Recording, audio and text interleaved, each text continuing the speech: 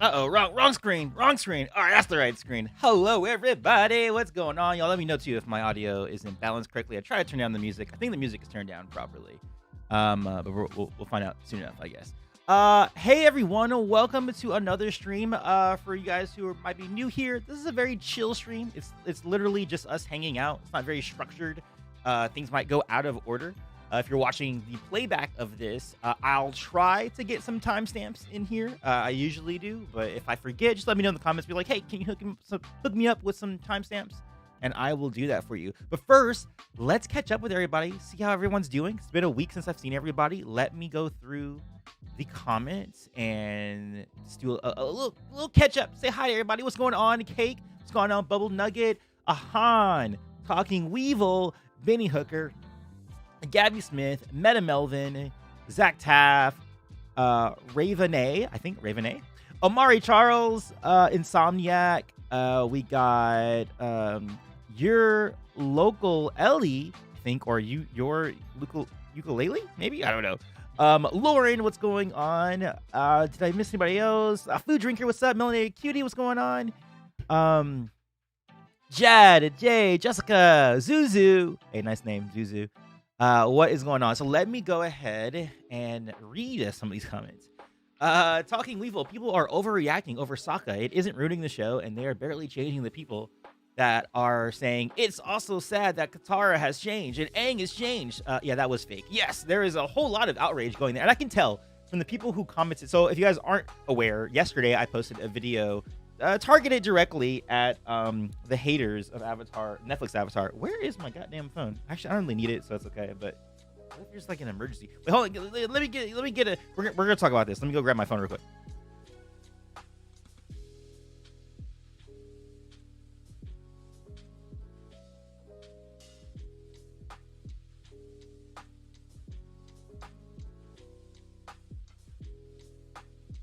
Okay, sorry about that. So yes, I targeted my last video, the title. And this is the funny thing about this, right? So my title for my video yesterday was like, I don't know, what was it? Netflix Avatar haters are eating the words, is what I said.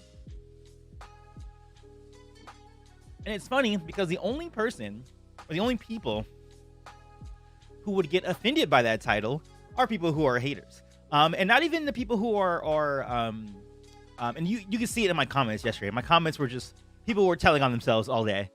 If they were actually a hater and if they got offended, they're like, oh, don't say that about me. It's like, well, if you were having rational critique, which we do here on this channel, not only on this channel, but also on these streams, you guys already know I'm critical of a lot of the stuff in Netflix Avatar. But I don't just outright hate it in the same way that we've seen for the past 2 weeks since those stories came out about Sokka, Katara, Aang, and how people are reacting to headlines, not to the actual details of the articles that have come out. So you can definitely tell the difference between the people who are just kind of reactionary versus the people who are more rational and trying to actually, give valid critique versus those who are just, bad actors, bad faith actors. So it's just very funny, the people who outed themselves yesterday because they got completely offended by that title, when really you shouldn't be offended by that title if you are not a hater.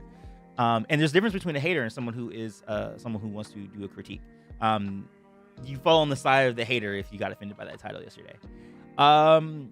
No, we need to show those haters that wrong. Hey man, hello from Poland. I'm so tired. Hello, I just came back from my prom. Oh snap! How was your prom, by the way? It's probably gonna take me a while to actually read your comment, but like, let me know about your prom. I'm definitely gonna read your comment when you talk about it because I am trying to catch up right now. Time to make those haters eat their words. Else the haters, for real. Hey. Seriously, don't mind those haters. Yeah, don't let the haters get to you. Let us fans enjoy the live action the way we want to, because we know it's going to be great. Now, I don't even think it's going to be great. So let me put that on record. I don't even think the live action adaptation is going to be great. I think at max, it will be good. If it's great, I would love to eat my words. I would love to do that. And for me to be totally wrong, I think that the ceiling for this is it being good. Maybe even really good, but I think we're just looking at good here. And the baseline for this, I think, is just going to be okay. Like, that's what I'm expecting this to be, either just okay or really good. In that range, I don't expect it to be great though. That I do not expect. But yes, we should not mind the haters. The haters go away. Like, yeah, if you don't like it, then okay, then scurry away. You don't have to be, making these videos or getting into people's comment sections or trying to yuck someone's yum. Get over it. Just walk off. Avatar is going to be a big show. I do think it's going to be a big show, though. They're definitely gearing this up to be a big show. Love the music. Oh, thank you. I like the music, too. It's a lo-fi mix. I still can't get Nightbot to work, so I don't know what's going on with that. We're going to relive this amazing adventure once again.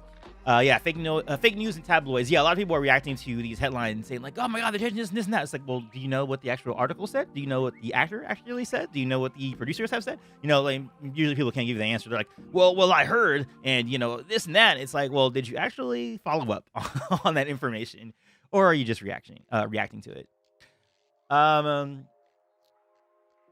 Let's go give the LA some love. Oh shoot, I just messed up all my comments. Okay. $5 from Mario, who seems to be a $5 hater. Everything I hear about this series only makes it sound worse and worse because they are stupidly taking away key character traits. Now, what are you talking about, Mario? What key character traits do you think they're taking away from that person? Now, and I'll tell you how you're probably wrong about that. With receipts, I'll give you receipts too as well. We're gonna relive. The search is amazing. I'm trying to catch up right now. Not necessarily fake news, but articles and headlines spiraling small rumors into catastrophes. Yeah, exactly. I'm doing good. Man, what a week this has been. Oh, Gabby, how was your week? What happened this week? If there's anyone else, Israel, I think I missed you on the hi. Hello. Have any munchies for us tonight? I don't have any munchies. I only have this. I'm trying to be like Uncle Iroh right now. I just have some nice cheese. It's not jasmine tea, but it's just regular old green tea with some cane sugar. Whoa, the food drinker found the Search graphic novel in their school library. That's actually kind of awesome. The behind the scenes trailer was amazing. Oh yes, that's the first thing we're gonna cover right now. We're gonna do a frame by frame look at the behind the scenes trailer because yes, it was quite amazing.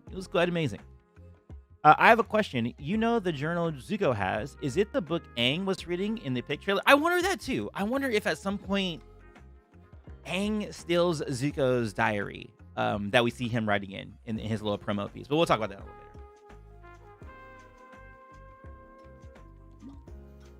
All right, here's Mario again. Let's see what the follow-up is. Oh, hey. Oh, yes. How dare people be upset that they are taking away key character traits?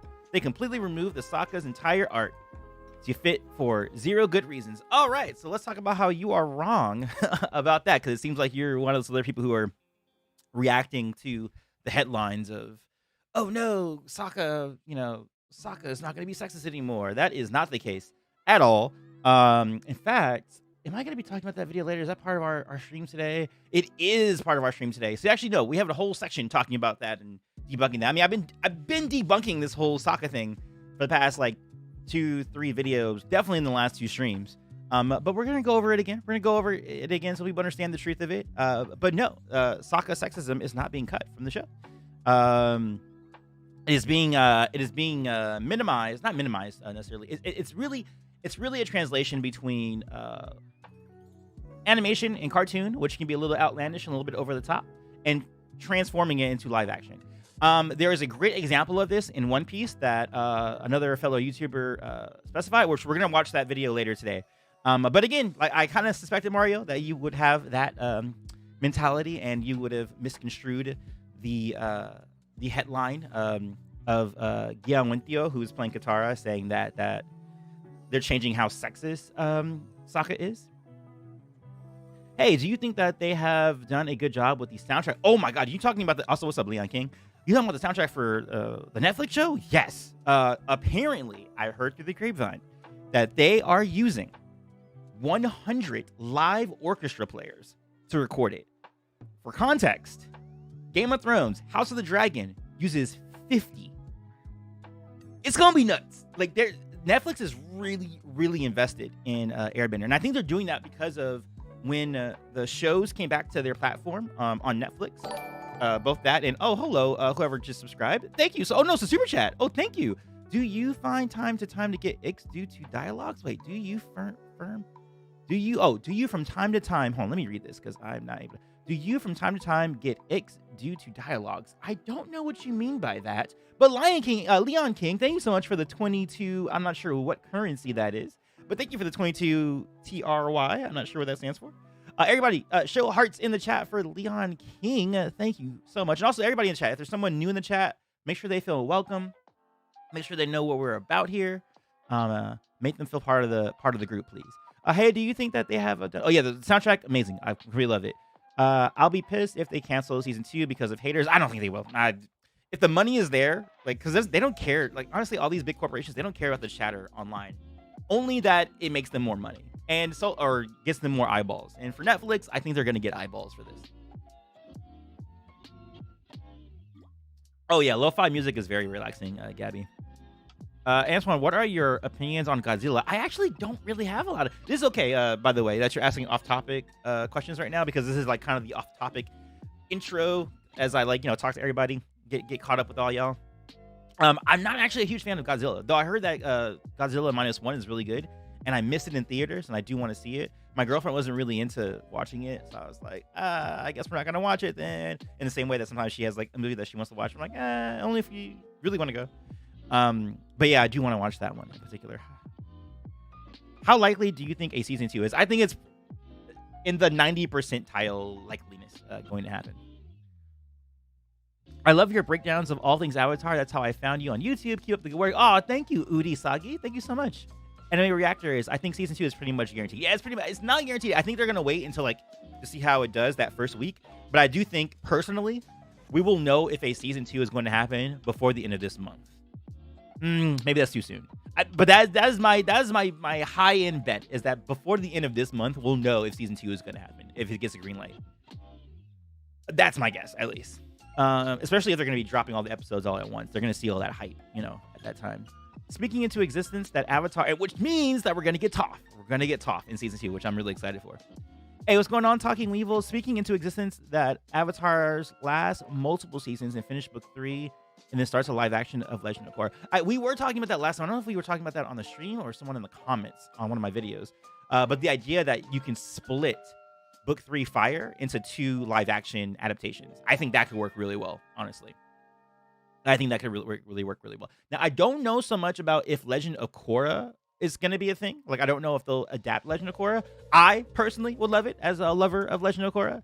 But I don't know if they will do it or not. It really depends on how well this Airbender series goes. But I would love to see live action versions of a lot of those characters. Like Korra in particular. I would love to see Korra in that piece. Yeah, Sokka's sexism is going to be toned down. It's going to be more subtle. It's not going to be, super in your face about it. But we're gonna get into that in a little bit. Oh no, I messed up the comment. Sorry guys, if there's a comment that I missed and I didn't read it from you guys and you feel like I didn't see it, just repeat it and I'll look at it again. By the way, guys, the best way to get my attention in the chat is to hit me with the @Antoine Bendelay, and then on my end it shows up as like a orange, like a bright orange text box. Here, I'll show you an example here. So if you do Antoine Bendelay like that, and then you say blah blah blah blah blah blah, then I'll be able to see it a little bit easier. Weird question for you. Have you ever seen Kung Fu Panda? No, I haven't. I think I watched it like a few times, like in the background, that sort of thing, but I never like watched it all the way through or anything like that. I think the main problem is casual fans only see the bad, while us Avatar nerds get to see the more in-depth thought. Yeah, and that's the thing. Like, if you're familiar with every individual story, like the super deep fans are, then you understand the context of like some of these headlines when they come out. Because when I first talked about Sokka and his storyline being different, or being adjusted or whatever, I did not think it was going to be met with such vitriol. I kind of like said it kind of like offhand. I was like, oh yeah, and they're thinking about like changing Sokka's storyline in my original video when this first came out, and I said it in like the most neutral way possible in the video, not realizing that it was going to become like this big like blowout thing that it's come into now. By the way, this is my first time in one of your streams. The Food Drinker, everybody in the chat, at the Food Drinker in your chat box, show him some love, or show them some love. I'm sorry, I don't know if you're a guy or girl or non-binary. Yes, show them some love in the chat, please. With some hearts. Give some hearts to the Food Drinker. First time in the stream. Oh my god, this thing keeps popping up and I can't see everything. Sorry, I might be missing chats here, guys. I'm sorry. Like it keeps popping up. I gotta be better about like answering chat a lot faster. The good news with regards to getting a green light for season 2 and 3 is that the Netflix usually cancels shows after the 3rd season, so Avatar should be safe because it only has 3 seasons. That's really personal email. I like that thinking. I like the way you think. And Sita, what's going on? I don't think I said hello to you, Sita.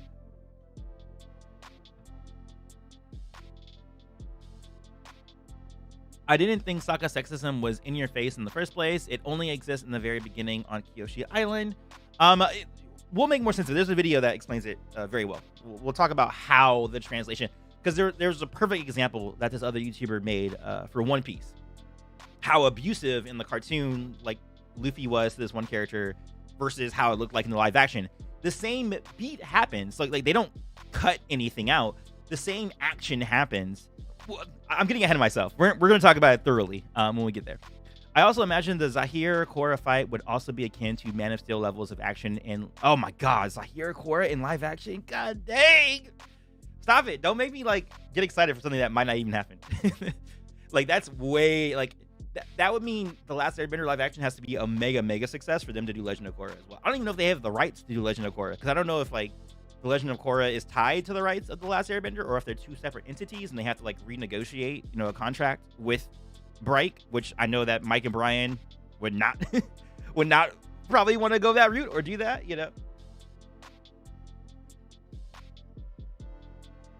Ooh, Raf DeBraf said, I did the Master of the Elements quiz today and I got air. Sick with it. Do you think the live action will fix the problems of the OG series? I think that's part of what they're going to be doing, yes. But I don't know specifically what you're referring to as problems, because your problems might not be my problems, and my problems might not be your problems. So, depends on the person. I think people who aren't fans of the show assume that Sokka sexism is some major thing, and then it is, and assuming Netflix is ruining another adaptation. Yeah, and that's exactly what these headlines are doing, because outrage culture is a thing, is very profitable to play into outrage culture.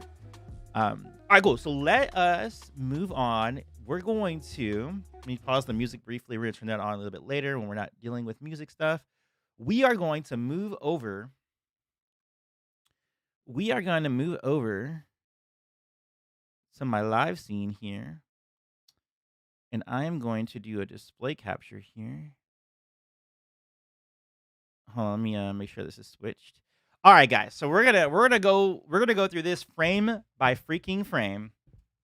This beautiful behind the scenes trailer that we just got. I could not be more happy with this. Well, there's a few things that I'm not happy with, but for a majority of this, it's awesome. Let me make sure the audio for this is going to be okay. I think it's a little bit too loud. Let me reduce this a little bit. All right, yeah, we're pretty good. And I have to be careful of not playing more than 10 seconds of this at any time so I don't get hit with the copyright with the copyright gods. But yeah, let's go. We're literally going to go through this frame by frame, section by section. Every time someone says something, we're going to stop. We're going to analyze it. It's going to be awesome. All right, so let's get into this. But first, let me look at some of these comments that you guys are putting on the chitty chats right here. Have you ever seen Attack on Titan? I have not seen Attack on Titan. I don't know if you'll be busy, but are you still doing Azula versus Kuvira? Still doing it, but it's on the back burner. It's probably not going to come out now for like another 2 months, I would say, because I have to get through all the live action stuff first. But eventually, yes, it is coming out. Today is my birthday party. Oh, food drink. Everybody, let's say happy birthday to Food Drinker. In fact, happy birthday to you. Happy birthday to you. Happy birthday, dear Food Drinker. Happy birthday to you. Are there cakes on here? There has to be cake on here. Oh, there is a cake. All right, guys, let's put some cake emojis in the chat for Food Drinker. Also, where did that name come from? The Food Drinker. Why do you have why is your name the Food Drinker? That's a unique name.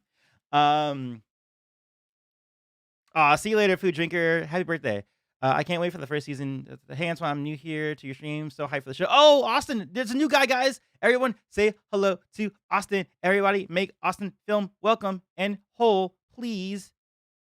Please and thank you. Oh, hold on. Sorry, Austin. I'm trying to hook you up. I'm trying to hook you up with a shout out right now. All right, cool. Let's get into this trailer. The one thing I do know is Sorry. Now we're good. So this is new stuff. This is already a new thing that we haven't seen yet. So for those of you guys who aren't familiar with like the film industry and how like they do things, if you look at their roll 1, just means that that's their first roll. Yeah, that I think they shot digitally, so it doesn't really make so much sense for digital. But back in the day when people used to film on film, there used to be these big pieces of rolls of film that they would stick on the back of cameras, and each roll would be designated for like a thing. So this is them obviously filming episode 101. You can see that in the top left corner here, which I don't know if you guys can see. Can you guys see my cursor on the screen, or is it invisible to the stream? Let me see. Yes, you guys can see my cursor. All right, cool. So obviously episode 101, that is in reference to the first episode of the Last Airbender, which is being titled The Last Airbender. Although I have heard rumor that the episode title is going to be changed to Aang instead of The Last Airbender, which is interesting. I don't know why they would do that. Yes, thank you, chat. If I miss anybody in the chat saying hi, just make sure that they feel welcome. And let them know that I do read chat and stuff like that. Just sometimes I might get a little busy. Now this here is a little bit different because they say scene 1 version 3D. I don't understand all that terminology though, because I used to do film stuff, but I don't remember what that means. But scene 1, so it seems like the opening might actually be Aang being taken out of the. I thought the first scene was actually going to be the air nomad stuff. So I'm surprised that this says scene 1, unless it's gonna flip back and forth or something like that. And then of course you can see take 3, which means that they did 2 previous takes to this, and this is their 3rd take. But the funniest thing is, if you look in the middle here, a lot of big productions will do this. Like I know famously, when they were filming Return of the Jedi back in like 1980, they called the production not Star Wars Return of the Jedi. They called it like something else, like Blue Moon or something like that. As you can see here, Avatar did the same thing because it's so popular. They didn't want to get anything leaked. They have it here called Trade Winds is the fake title. Season 1 Trade Winds is the season title for Avatar: The Last Airbender, which I thought was kind of cute and funny. Um, and then as you can see, they're shooting on a 37 to 85 millimeter thing. And you can see the director of this episode. If you look at the bottom there, the first episode is being directed by Michael Goy, who we're going to see him later on in this video as well. He makes an appearance. And wait, he's a cinematographer too? I've never seen that combo before, where they had the director and cinematographer be the same. That's interesting. Now that makes me worry a little bit because usually more technical directors, like ones who come from like editing or visual effects, aren't the best with performances. I much prefer usually directors who specialize in what they call actors directors, where they are prioritizing the performance of the piece. So that actually made that I didn't notice that until just now that Michael Goy is both the cinematographer and the director. So I don't know about that. I don't know about that. Hey Evelyn, hello, hello. Oh, welcome back, Food Drinker. Did you hear us sing Happy Birthday for you? You better have heard us say, hey, what's up, JJ? What's up, Manny? What up, Evelyn? Who else did I miss? Did I miss anybody else that's new in here? I think I saw Tuber. What's up, Tuber? All right, let's move on. So obviously, we see like all of this, like action-y stuff. Them doing a bunch of special effects with the wind of him. By him, I mean Aang being released from the iceberg. One thing I do know is, and these two shots technically are new shots. Because as you guys can see here, this is... So I've been analyzing the heck out of a lot of this stuff, right? So the reason why I know this is a new shot of Iroh is because the previous shot that we got of him in the teaser, he does a little lip twitch when he's like watching Zuko walking down the ship. And here it just looks he's just straight up teary-eyed here instead versus before. know is, So that's a new shot, and this here is a new shot too. Now, I do kind of agree. I've been noticing, and we'll talk about this a little bit more. And again, we're not all positive here. We're not blinders here. The firebending, unfortunately, does not seem like it adheres to the original martial art, which is having a closed fist and punching it out. It seems like, and same with like waterbending too. They even have they all seem to have the same curled fingers, and then they fling out their bending, which is not necessarily, what everybody does. But as you can see here with Zuko, he's doing sort of that, kind of generic push out. If they stay true to the original and the fact that it's based on, I forget which martial art, but it's supposed to be a closed fist. So really what Zuko should be doing coming off this card is she should be coming out like this and punching out, not flinging out. But again, these are like small little nitpicks. And that's what I said about in my original video. That stuff like this is just going to be nitpicks when you're looking through stuff like this. It's not really, I don't see, yeah, he's crying. Iroh is definitely crying. I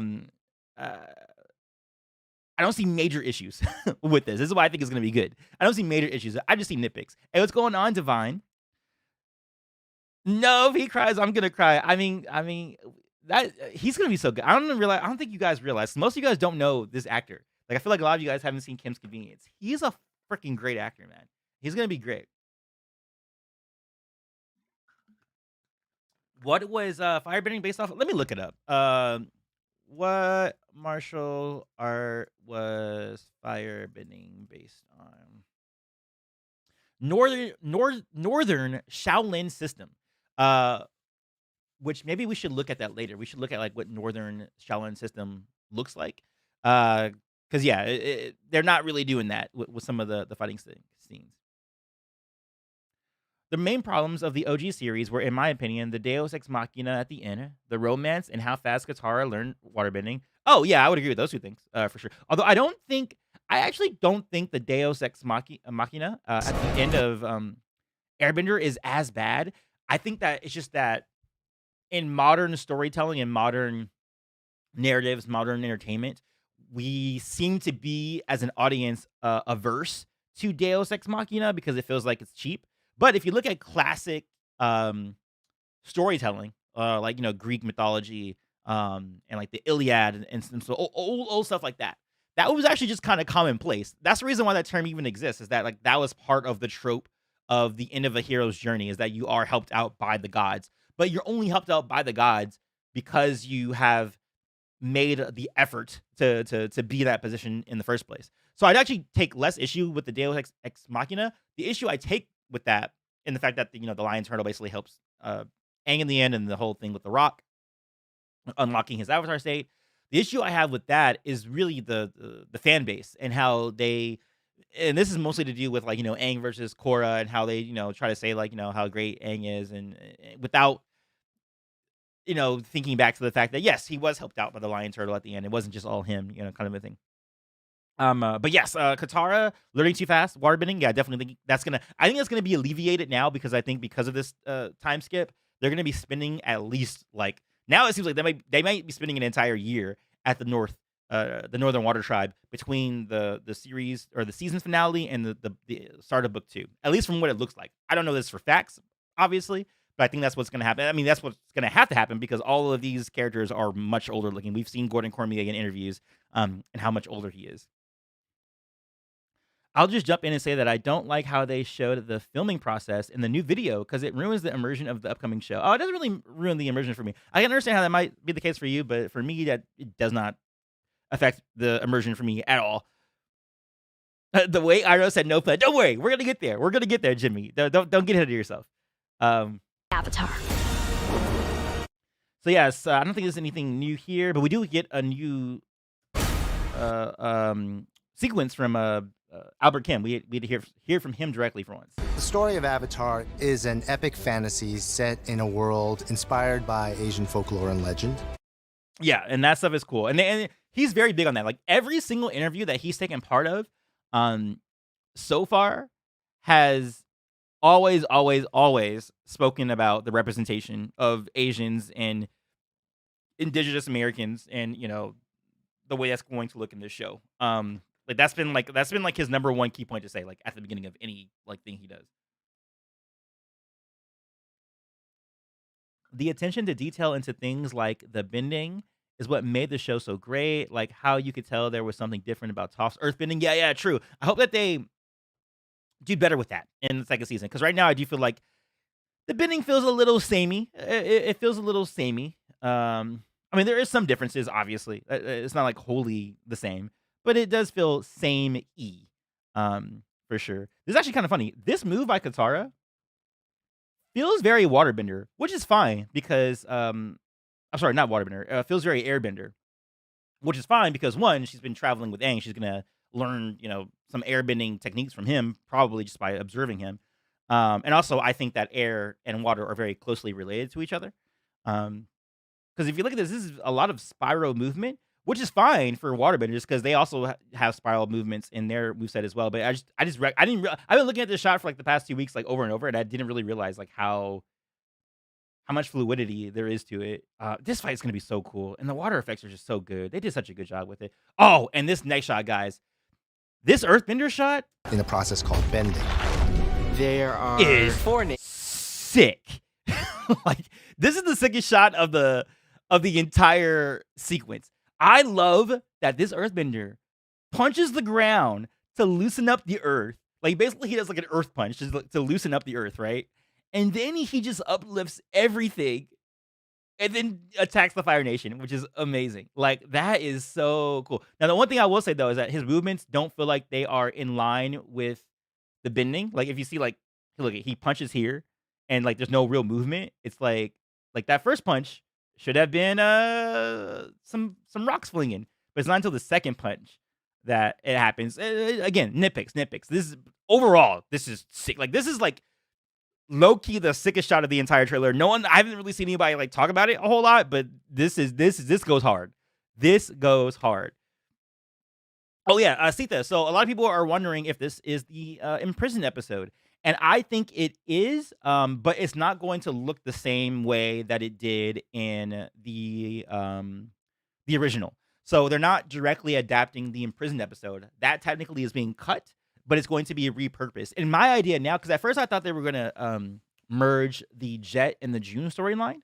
But I actually think now what's going to happen is that they're going to be combining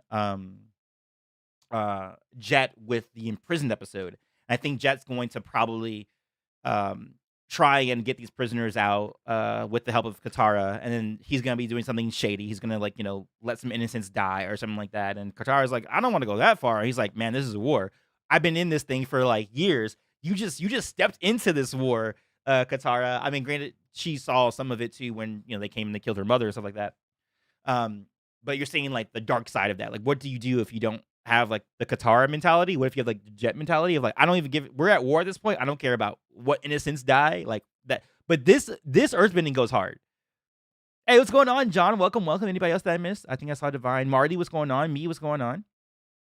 I can't wait for Toph to show up. Yeah, I can't wait for Toph to show up. If this is what the earthbending is gonna look like for like, because this feels like this is more of like a master class of earthbending, because this is like a lot of earth and a lot of small intricate earth. Because I mean, in the show they might not care so much about like the rules of bending or like the difficulty of something like this, but even in the Kyoshi novels, which again I guys tell you guys all the time, please, please, please read the Kyoshi novels. But it actually was a big issue for Kyoshi to bend stuff like this. Like she couldn't bend small stuff. Um, and to me, like part of my headcanon is that you have to be really good at small versions of earthbending to be good at metal bending. So like this guy, I feel like if he sees Toph later on, it's like, hey, can I join your little metal bending squad? I'm pretty good at like bending small little pieces of earth. Like this just goes so hard.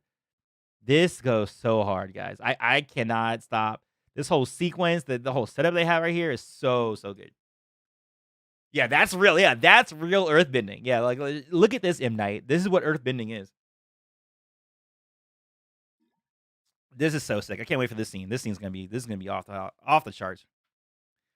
Imagine if they do rock armor in live action. Oh yeah, it's gonna happen. Oh, for sure that's gonna happen. That has to. Oh yeah, some people were thinking that this might be a flashback, because of the Fire Nation's uniforms, that we see. But I don't see why this would be a flashback, unless this is a flashback to someone saying like, "Oh yeah, when I've been fighting," or maybe this could be another character. Maybe it could be like Jet's grandfather or something like, "Oh yeah, we've been fighting for forever," and he could be talking about just the struggle of fighting. But the fact that this is in a prison, I feel like it would be in the present time period. Antoine, every other video, read the Kyoshi novels. I mean, someone did it recently. Someone actually, I didn't really like the Yongshin novel as much. That one I don't recommend as much. But the Kyoshi novels, for sure, read the Kyoshi novels. Someone recently on my comment said, "Oh my god, you kept saying read the Kyoshi novels, so I finally did it, and I loved it." And I was like, I told you, it's like one of the best stories. There are 4 nations: the Air Nomads, the Fire Nation, the Earth Kingdom, and the Water Tribe. Now, oh my god, guys, let's look at Omashu and all its splendor and all its beauty. God damn, look at that, guys. Omashu looks like it got ripped straight out of the animated series. Like straight out of the animated series. I will say it looks like they have less slides though. Like I can only count like 1, 2, 3, 4, maybe like 5 or 6 slides. They're definitely low on slides there. But Jesus, Omashu is on point. Can't wait for Bumi to teach Aang. Yep, that's gonna be in here too for sure. For some reason, I'm hearing Leaves on the Vine. Leaves on the Vine. Why are you hearing that? Have you seen the Toph stunt team representation of the live action? Yeah, I saw that and I did not like it. I didn't like it because they had Toph using like regular hand-to-hand combat, and I'm like, nope, that okay. My suspension of disbelief goes out the window on that one. Toph should never ever, unless she's being imbued by like earth, like earth hands, and she's like flinging earth at people, similar to how like the Dai Li would be doing it. No, she should not be punching dudes in the stomach and stuff like that. That was dumb to me. Yeah, I recommend Beautiful. Omashu is incredible. Majestic. That's so awesome. I used to be more arid and less lush. It's a bit too greeny. Oh, that's true. Yeah, Omashu in the show was definitely more arid. This one is definitely got more of a green vibe going on. But I don't really care so much about that part of it. That part of Omashu never was like a strong feature of it for me. But man, yeah, dude, so good. and the Water Tribe. The four nations used to live in harmony, but everything changed when the Fire Nation attacked. She said the thing. She said that thing. Okay, and then we have the new shot here. So all these other ones we've seen all these shots before. When the Fire Obviously, Nation attacked. we've I can't tell you how many times we've seen this freaking shot. They've seen this since the first teaser, and I don't like the teasing. I want to see more. I want you to see more of these things. Oh, you know what I just noticed though? Even though I've seen this so many times, it looked like there's a female Airbender, right here. Looks like a female Airbender. So I wonder if they're going to be integrating the Airbenders or not, or I mean, sometimes people I would assume sometimes some female Airbenders would visit the male-oriented monasteries. Like they wouldn't just they're not just subjected to their places, kind of thing. Now we also have this too, and I'm wondering, this has to be Aang's staff, right? Like, what is Aang's staff doing here, and where is Aang? Did he get blowed up? What is going on? Oh, you know what this could be? It could be that he could have been flying away, trying to get away from like the firebending blast. Like when he was flying around with Teo. Ooh, this could be when he's flying around with Teo. He probably gets blasted and then has to land somewhere. But this stuff looks crazy. This stuff looks crazy. Ever heard the theory that Omashu is on the back of a lion turtle? Never heard that theory, but it makes a lot of sense. I don't think that it's actually on the back of a lion turtle because, like, the lion turtles, I mean, in lore, I mean, I'm not sure how the live action is going to be doing it, but, in the animated series, like, in the actual lore, they're all dead except for that last lion turtle that Aang ends up finding. But I do like the idea that Omashu was originally built in the design of a lion turtle because that's how the ancient civilizations would have been living, right? So I think they would have modeled their cities in a consolidated way, similar to how their cities used to look like when they were on the backs of lion turtles. So I like to think that Omashu is like one of the older cities in the world of Avatar, and that's the reason why it looks the way it does.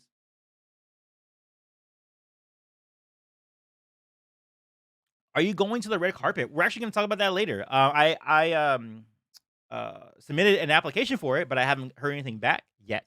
But I would hope so. I would hope so. All right, let's move on. We were just talking about the staff. If that's okay, guys. So the Ozai voice. The Ozai voice. I cannot say I am 100% happy with it. Let's listen to it, and I want to hear what you guys think. Have I not led us to the brink of bringing the entire world under one rule? Our rule. Okay, now the way he says that. Rule. Our rule. That's great. I just want him to say all his lines like that. These lines. Entire world under one rule. That was. I don't know. I don't know about that, guys. I just don't know about that one. I don't know. What do you guys think? Maybe I'm nitpicking a little bit too much on this one, but I was hoping he would sound a little bit more intimidating. Like the idea in my head of what Ozai was up until this point was completely different because every other time we saw him, he was like smoldering. He had like this very like neutral face, but then I heard him talk. I'm like, oh, that kind of like almost destroys the image of Ozai for me so far.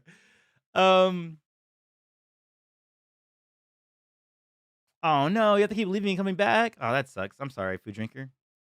I'm not a super fan of how the Fire Nation soldiers look in the sense that it looks too clean, fresh, plasticky, maybe. They just look like little Teenage Mutant Ninja Turtles, shredders is what they looked like to me. Since they removed the Mechanist episode, does that mean that we aren't seeing the Northern Air Temple? Yes, we are not seeing the Northern Air Temple. So I think they're going to adapt the attack on the Northern Air Temple as an attack on Omashu instead. Might be Avatar Kuruk, might be Koizilla. Oh, that's true. The fact that we haven't seen anything of Koizilla yet, I don't think we're gonna get Koizilla, guys. I think Koizilla is gonna get cut, but I don't know what they're gonna replace with it instead. But I wish we had Koizilla. Really wish we did.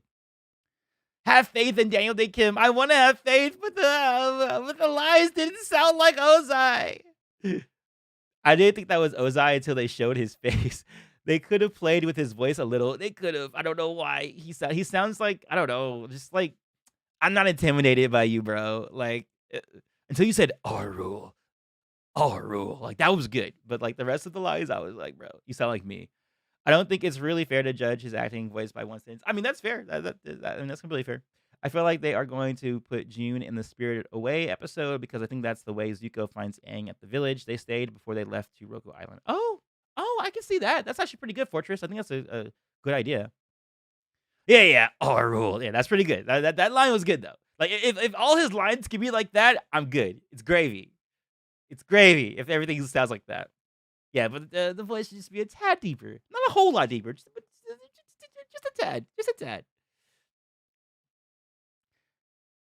Maybe because he's speaking to Azula. No, it feels like he's speaking to like his court. He's speaking to like his Fire Nation royals, like his visors and stuff. I think he would be a little bit more authoritative to you know, the grouping of people, So yeah.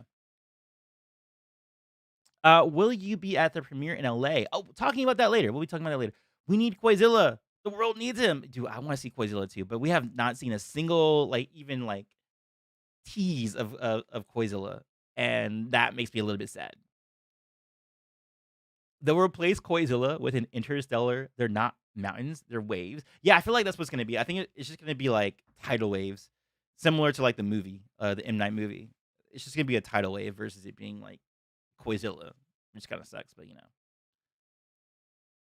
Oh, June is currently listed only in the Omashu and Jet episodes. Oh, so there it is. So Jet, oh my god, June comes in hella early. Oh wait, but I was right though that she might have an integration with Jet, so she might be related to Omashu. Yeah, you're right. It might be that she initially tracks them down to Omashu, and then that her episode or her involvement leaks into the Jet episode as well. Which, would not mind that actually. I would not mind that. He sounded very homely. Yeah, I would agree with that, Divine. Our rule.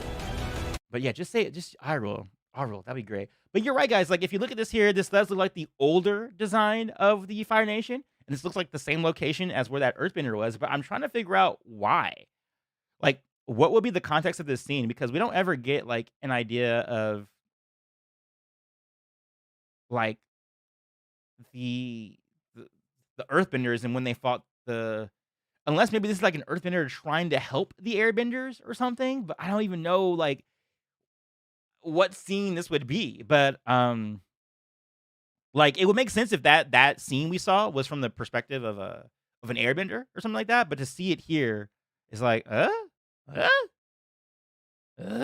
are they showing an Earthbender in the old timey war? Unless it's like a flashback, like I'm saying, like it could be like maybe one of Jet's ancestors. While he's like explaining the story of like how he and his family have been fighting the Fire Nation for like 100 years. He was just born into conflict or whatever.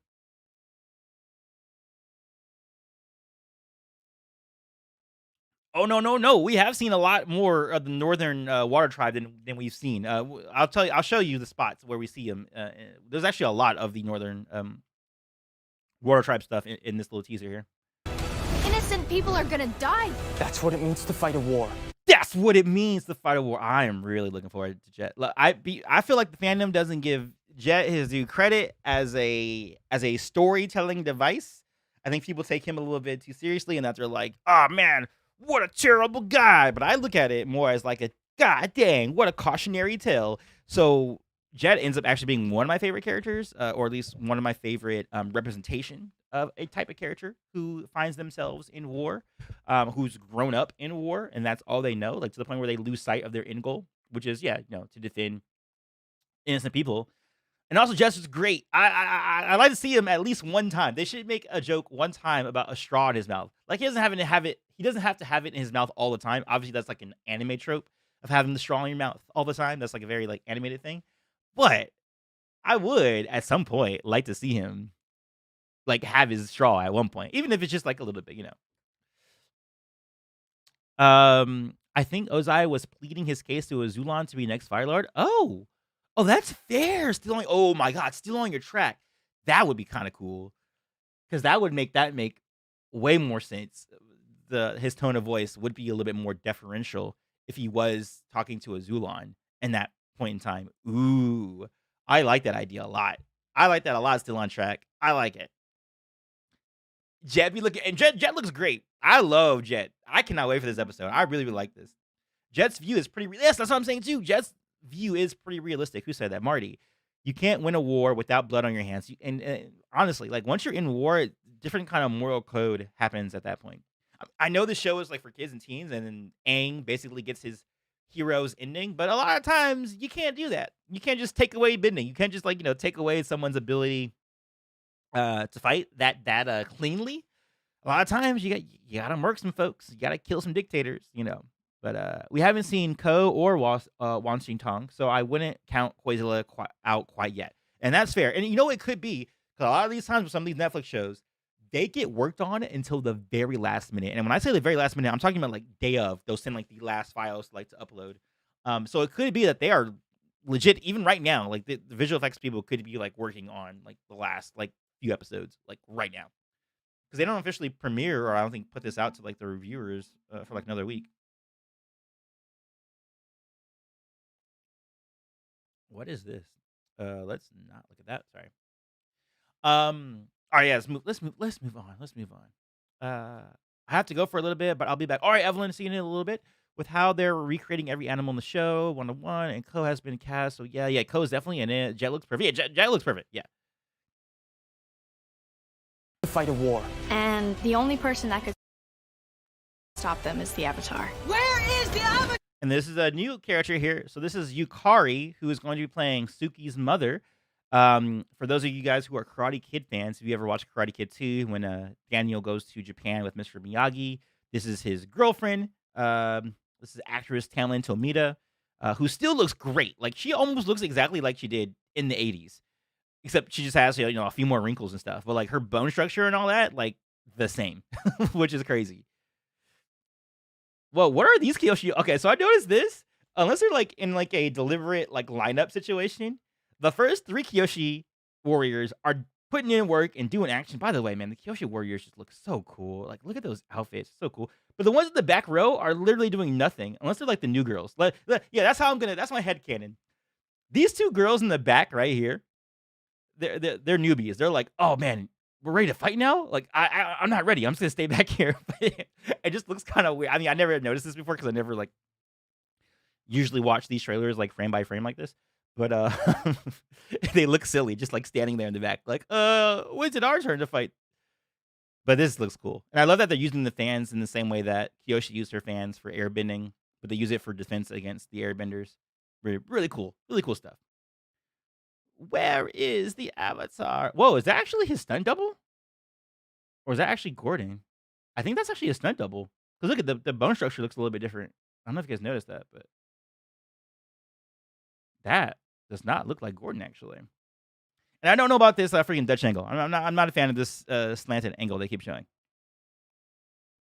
It's her mother. Yeah, that was Yukari, her mother. Why do you think they add a Suki's mom? I do not know. That decision was very bizarre to me. I'm sure it'll make sense when we see the episode, and we'll be like, oh, yeah, okay, that's a good reason for her having a mom character. But as of right now, I have no clue why they have created this new character for the show.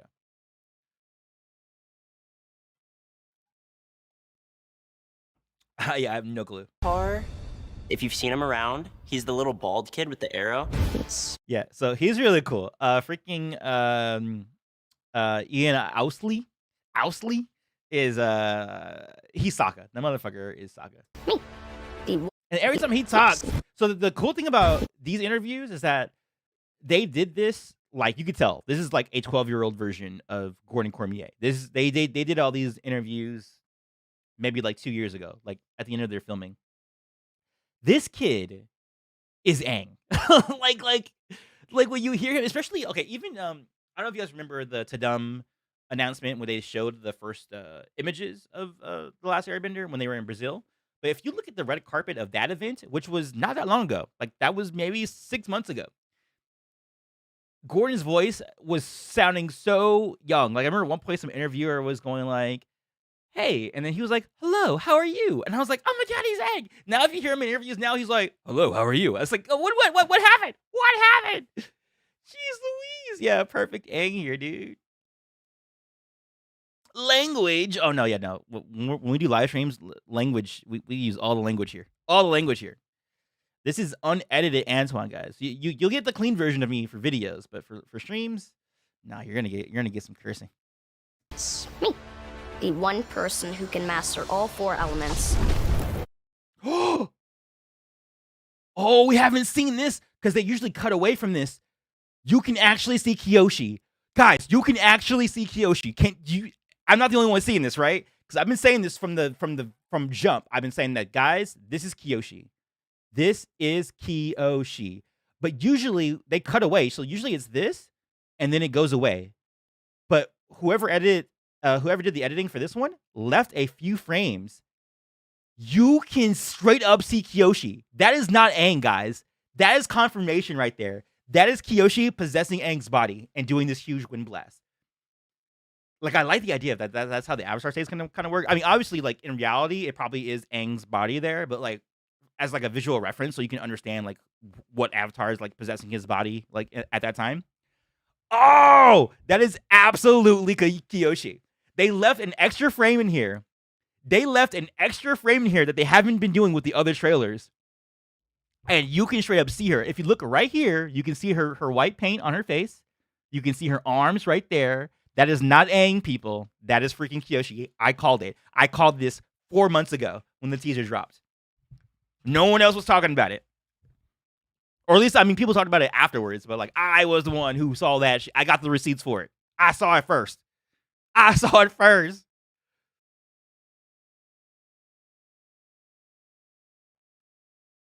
like the fact that they decided to include more important characters in the Kyoshi episode. It makes sense because we are going to spend more time at the Kyoshi Island. Yeah, we're going to spend an entire like 1 hour episode on Kyoshi Island. So yeah, that's going to be dope. Doesn't seem like a change to the Avatar state itself. It's just Kyoshi doing it instead of Roku. No, yeah, it's not a change. And that's why I was trying to say in my last video too, when I was talking about like the changed rules of Avatar or the Avatar state. It's basically going to work the same way that except it's going to be more frequent. The idea of like an avatar possessing you in the same way that Roku possessed Aang during the temple episode. But yeah, I like the idea of that. The idea of them, you know, and that's kind of what the Avatar state is. It's all your past lives kind of like taking over and doing their thing. Love it. And it's his responsibility. And I think that's him after. So, I wonder if. Maybe I won't like that though. Okay, so here's obviously this is a trailer. This is all cut out of order, so we can't know for sure like what order this is. But what this seems like is that this is all in sequence. So what it starts off with, I think, is Aang at that statue, like we saw from that little that video from before. Him communing with Kyoshi. Kyoshi coming in here doing her blast, and then Aang losing the possession. Now, the issue I have with this is that it seems like there's a separation of space. So it seems like Aang here is at the place where he sees the big statue of Kyoshi. But this is happening in the village. And the statue obviously is outside the village. This last shot is inside the village. So I don't know if I like that. If that's how, I don't know if this is how the magic system is working, but from what I'm seeing here, it seems like that could be what is happening. I don't like the idea of basically Aang astral projecting other avatars to like do his bidding. That I don't like, if that is what they're indicating here. Because it seems like that might be the case. Unless this is inside the village. Like maybe that this is Kyoshi here, and then she loses possession, and then we see Aang taking his body back over, and that this is inside the village. I'm just not sure that this is inside the village. I think this might be outside the village because of the other shots we saw of Aang getting possessed by Kyoshi.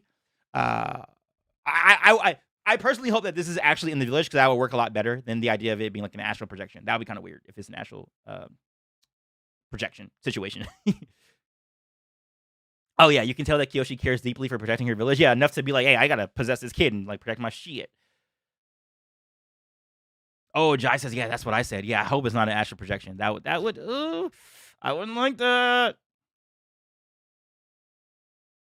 The CGI of Omashu has been reworked compared to the first. Oh yeah, that's always the case. Anytime you see like early looks at anything, it's always going to be like in progress type stuff. To stop the Fire Nation from conquering the world. Oh, I actually really like this shot. It's very subtle, but I just like the idea of her like walking around and being like, "Oh, oh, Fire Nation," and then getting back behind. Whoever directed this episode, I think they did a really good job of directing this specific shot. I think it's really, really effective. And a very nice shot, very well composed shot. And then the villagers being scared. And it's very much. This is definitely the most like direct Japanese influence. Like Kyoshi Island is definitely like the most Japanese of like the rest of Avatar and all that kind of stuff. I had someone know bad words. No, I'm sorry, man. Stream times, you get all the bad words. You get all of them. Conquering the world. Because of everything that the world And then, of course, this is the Heibai episode where it starts off with Aang realizing that his leaving the world has left it in turmoil and left it in ruin like this, which is very sad, quite sad. The river at Aang's feet is crossing the village. Okay, cool. Because I would hope that he's actually in the village. I don't want it to be an idea of like you can astral project the Avatar state. That I wouldn't like. I wouldn't like that. Yeah, the glow of the tattoos are amazing though. Yeah, that's really cool. Roger, what's going on? What's up? What's up? the world has gone through, Aang is just a beacon of hope. Oh, love this, man. This was so cool. This felt like the Matrix, where it's like there is no spoon. But I like the way they did the air, because obviously, in real life we wouldn't be able to see this, but they always put a little wisp of something so we can know that airbending is happening. But it's really cool. I actually really like what I really enjoy about this kid, and you don't see this a lot in movies and TV shows, unless they are going for like ultra realism, is that you don't often see kids with like chapped lips. Like this kid has like looks like a regular village child. Like instead of like usually in stuff, you'll see people really done up. They'll have like all this makeup on, like they look perfect. But this person looks like a kid. They look like a kid, like straight up. And also, I just love the idea of Aang, because the main power of Aang isn't that he is a powerful avatar. Like that's part of it, and that's part of an avatar's job, right? It's to be ultra powerful and to take down major threats and major enemies.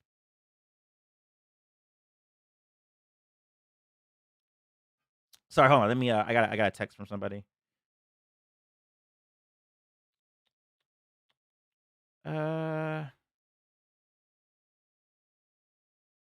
Separate, please. Sorry, let me. I just want you to answer that. I just need to answer that really quick. But yeah, it's because of the hope that Aang brings. Like he shows people, because imagine this. This entire world has been at war for 100 years. So everybody in this world is pretty much on edge. Like the only people who seem to be like understanding that what?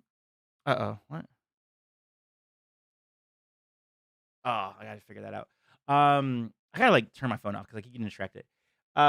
Is that he brings hope to the world, like not just the hope of like, oh, he can defeat the Fire Nation. No, he brings hope like individually, like very similar to like the headband episode in book 2 where he teaches like the Fire Nation, like, hey, you guys were like the best dancers back in my day, and you guys are all like freaking restricted now and can't do anything. Like that is the main thing. Like the wonder on this child's face is the power of Aang.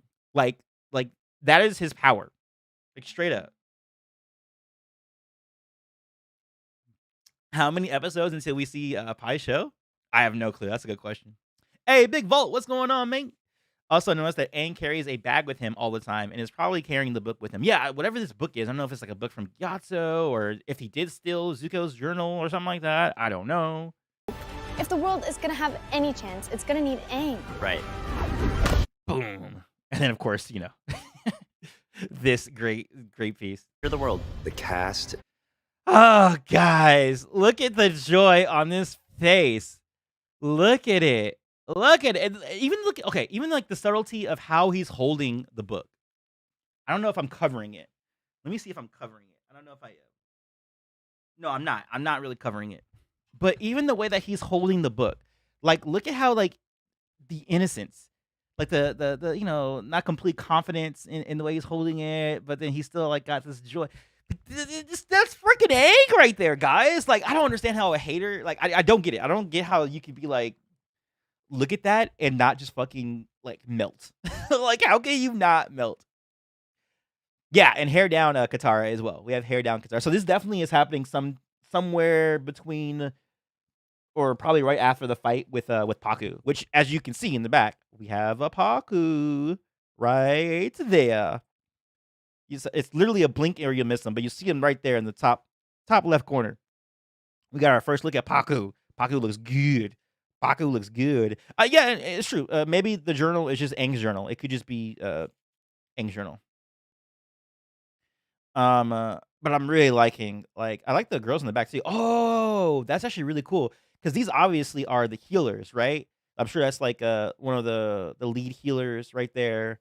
And then you have like the girl healers who are learning how to do the healing, and they're watching Katara fight. And I'm sure they're gonna be like, "Oh my god, Katara is so good! Like we should be able to fight too." That'll be, what'll be really cool is that if we see when we see the transition between books 1 and 2, if there's a few more girls in the class alongside Katara, because when Katara gets sent off, and then Paku's like, "You're a master now," which doesn't make sense to me because it's only been like a week or like a day, really. But in the context of the new show, if they say that a year has passed and they say she's a master, I'm like, I believe it. I believe it now. And to see that there's other girls in the class with her to show how the fact that Katara stepped out and showed out and influenced, more benders to show up in the North, I think will be really cool because we don't really see that in the show. We don't see like Katara's direct influence on the Northern Water Tribe. I mean, you can kind of like, build it up in your brain, but I think it'll be cool if we see like some of these girls who are in the background like directly influenced by Katara. I think that'd be really cool. And yes, this is most definitely the Northern Water Tribe, guys. Anytime you see Sokka in this this getup here, this nice big old sweater, it's always Northern Water Tribe. Always. Cast looks like you pulled them straight out of the original. I think it's funny that he says that line where he's like, "It looks like they pulled him straight out of the original," and then you look at his face and you're like, "Bruh, you mean you? like you got ripped right out of the original?" Because this dude like absolutely looks like Ozai. It's insane. Straight out of the original. My name's Gordon Cormy, and I'm gonna be playing Aang. Ah, his voice is so perfect. It's so perfect. This would be awesome. Remember when Katara healed Aang after the threat of Azula? Oh, you mean after he got hit with the lightning? That's not until book 2. Which is another thing. We don't know how healing is gonna work in this, unless they're gonna introduce healing through the Northern Water Tribe because they're gonna send Katara off, and that's how she learns it. Because if they're cutting the Zhang episode, there's gonna be no interaction with fire, and Aang going out of the order of the Avatar cycle and trying to mess with fire before he mastered water or earth, and then burning Katara as like a consequence of that. We're not going to see that anymore. So where's that going to be now? How is Katara going to learn that she can heal? And I'm guessing, okay, I guess one solution is she goes to the Northern Water Tribe. They're like, "Hey, you can't fight, but you can go learn heal." And that's where she learns healing. Maybe. Yeah. Freaking Daniel Day Kim's jawline is literally the same as Ozai. Literally the same. Zaddy Ozai. Yeah, the Face Stealer episode is about to be fire. It's about to be straight fire, for sure. He's a fun-loving 12-year-old who. And I love this. Like, oh god, look at them just being kids. He's a fun. And that splash, man. We all remember that on days where it was raining and then puddles. He's a fun-loving 12-year-old who has. And I love how someone said this in my comments, I think yesterday, that they actually look like this relationship is going to age a lot better, I think, in the live action than it did in the original. Specifically because they're going to have to elongate the timeline. We're going to see Aang go from 12, and I imagine that Gordon will be 17 or 18 by the time that the show is over. And when that happens, we can see him going from, "Oh, that's just my little brother, that's my friend Aang," to being like, "Oh no, that's freaking Aang." Like, he's getting a little taller now, like, as we know in the canon of the show. Aang ends up being the tallest out of all of them. I think he's taller than Sokka. He's definitely taller than Katara and Toph. I want to say he's taller than Zuko as well. Like, he actually turns out to be like a tall kid. And then like seeing that progress, like I love seeing like this, them being friends, being goofy and stuff like that. Oh, and also haters. That was one of the headlines that people were going with on YouTube and articles, being like, "They're gonna change Aang. He's not going on any more detours. Blah blah blah blah blah. He's not gonna be the same fun-loving kid." It's like, no, he's gonna still be the same fun-loving. Like, look at this freaking adorable little. This stuff is gonna be so good. It's gonna be so good. Ah. You thought it was BTS at first, but no, this is a scene. This definitely is a scene. And you can kind of tell, like, if the color grading looks a little bit more crushed, it's and not like, as a like a blanket studio look. It's probably a scene. Yeah, this is definitely a scene. Yeah, they better do the whole show. Netflix better not cancel this shit. I don't even give y'all only need 3 seasons. That's all y'all need, which seems to be like the magic number for Netflix anyway. Has a responsibility that And as you can see, so this one here, guys, these shots are from the north. I don't know. This might be, I think, when the Fire Nation approaches. Because I'm wondering if this snowfall is actually ash. The ash of the Fire Nation that's coming down. Because everybody's running around in the background too. So I think that's like people getting prepared for battle and stuff like that. he doesn't really want. How am I supposed to? So this is what I'm talking about with the Kyoshi statue. And why I get kind of scared about how the Avatar State new rules might work. Because of this situation here. And the location of the statue versus the location of the village. But I'm hoping that like the possession is actually his physical body, and that in the same way they did with Roku, and not like an astral projection situation. But man, this looks pretty. Also, they modeled the Kyoshi face off of I forget the name of the actress who is playing Kyoshi. She's like a semi-famous actress, if I'm not mistaken. Let's see. Kyoshi actress Netflix.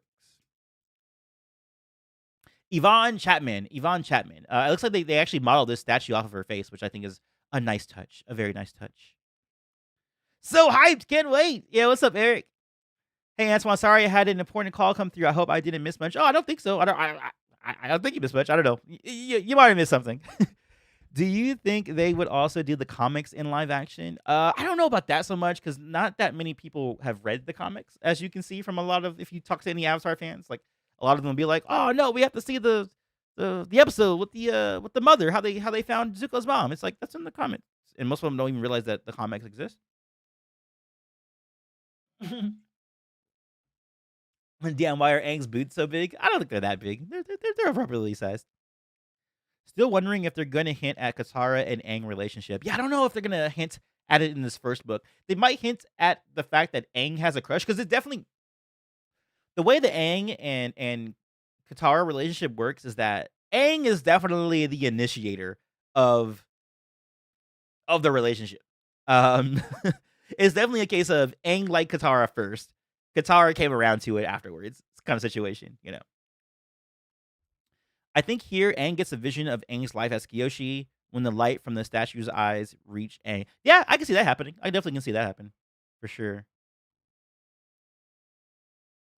Let's see how Aang will age in live action through pure. I mean, we're seeing it right now. If you look at any interview with Gordon Cormier, the kid does not look like this kid anymore. He's a different person now. Figure out how to save the world. But imagine what. And this scene between Aang and Katara is so good. The world. It's so good. Figure out how to save the world. But imagine what'll happen if you don't even try. So someone else was saying this. I think this was an article on IGN. I think it was IGN who said this. Whoever interviewed Albert Kim, the showrunner, he said, and I agree with him entirely, that seeing this in live action makes them as kids feel more real.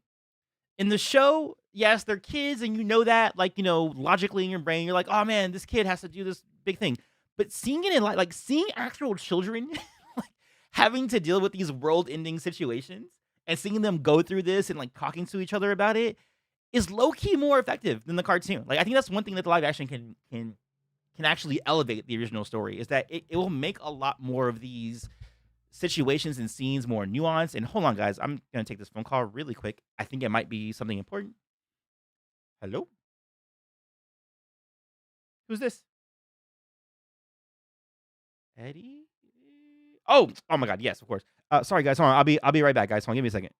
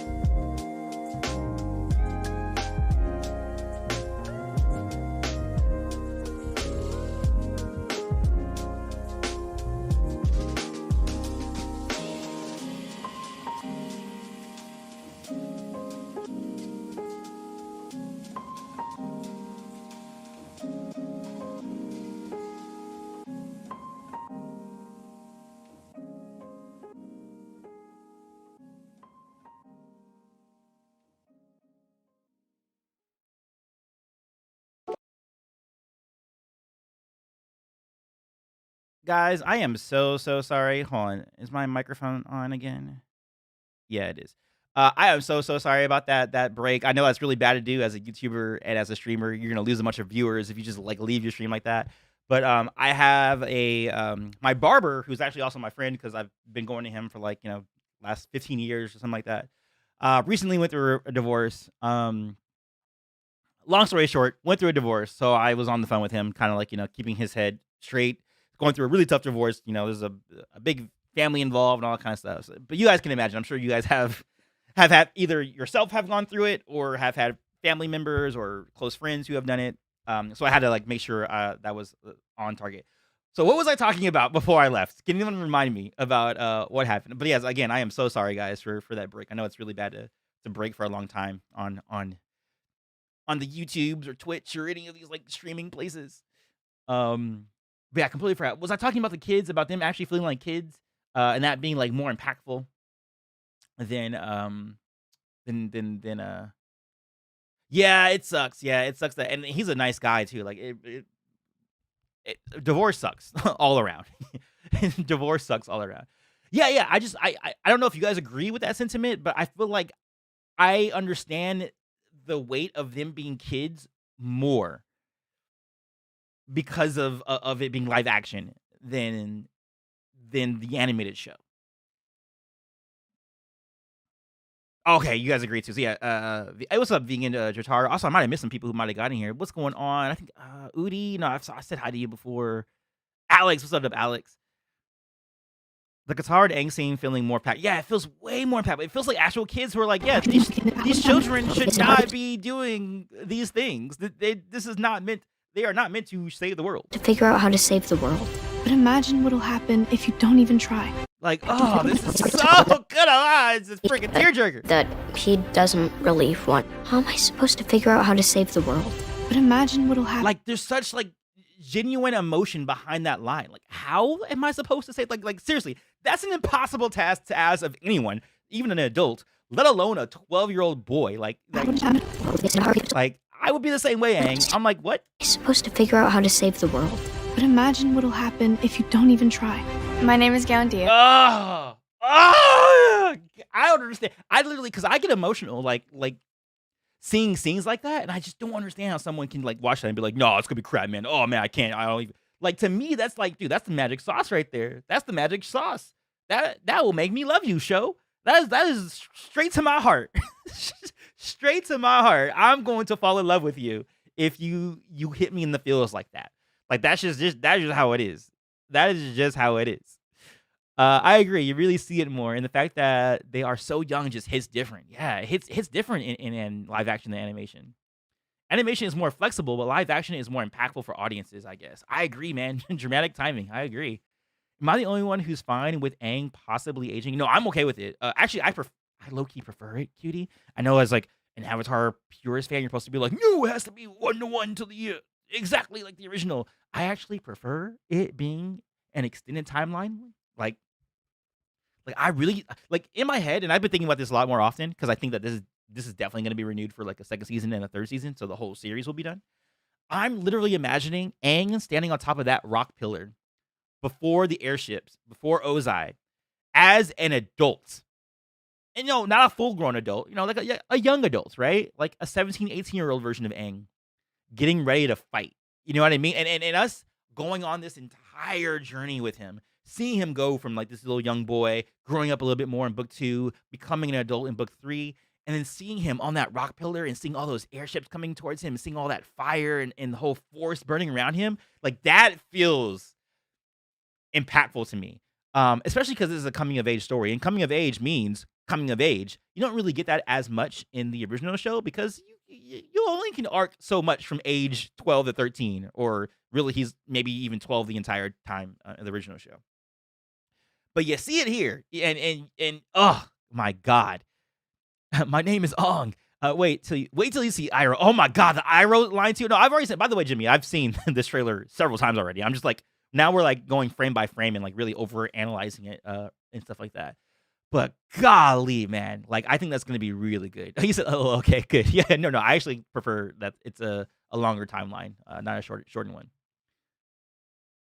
I love for the show to extend into the comics, at least for the search. I would be okay with that too, low key, but I don't think they're gonna do it. I think it's gonna be a much more cleaner ending if they stop where the series ends, and then a possible adaptation of Legend of Korra, if that might happen. I don't even know. I agree with the extended timeline. It makes it more believable that he will master all the elements. Yeah, that too. Yeah, oh yeah, it's like the idea of seeing Harry Potter. Like if you guys watch Harry Potter, like I did, like I was literally the target audience of Harry Potter. Oh, sorry, there's sirens in the background. Sorry, someone is dying in my neighborhood right now or something like that. I don't know what's going on.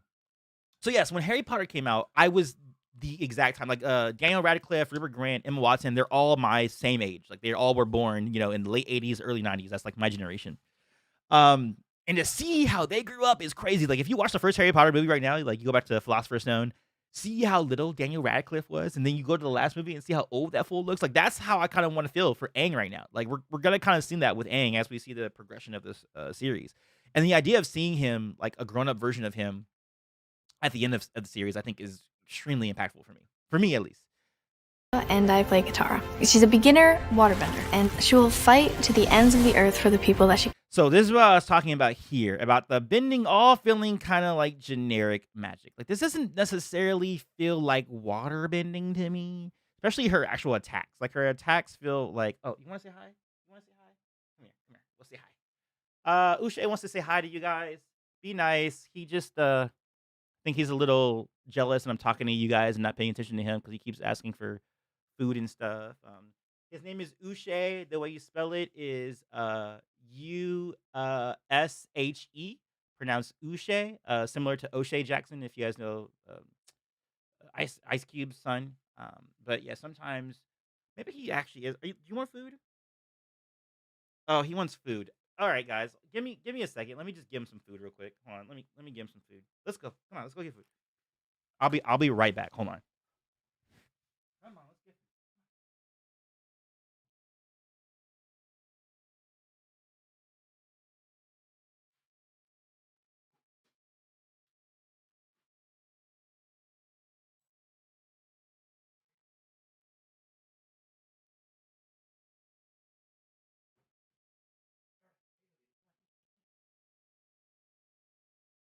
I'm telling y'all, these live streams, you get the reality. You get the reality. You don't get oh, he's a boy cat. Uche is a boy cat. You live streams, you get everything. You get, that's why getting phone calls from his friends getting divorced. You get little cats interrupting and stuff like that. Like that's not, I'm telling you, you don't get any kind of yeah, no cuts here. No clean cuts or nothing. Now I really want a Korra adaptation. Thanks a lot, guys. I would like it too, man. A Korra adaptation would be so cool to me. God, imagine Amon in live action. Oh.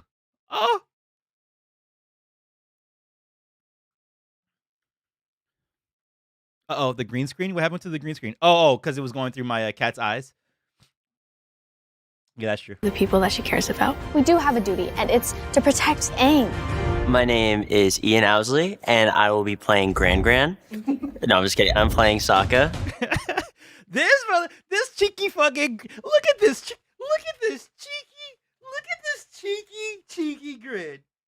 This motherfucker here, he knows what he's doing. He knows. He understood the assignment. He's like, oh, I'm playing Sokka. I got it, bro. Like, dude, the kid's got it. He's got it. How do you write that? Uche. Yeah, you are right. Leon King. That's exactly how you write Uche. Or at least the way me and my partner write Uche. We get neighbor dying. No, my neighbor's not dying. It's just that his marriage died. He didn't die.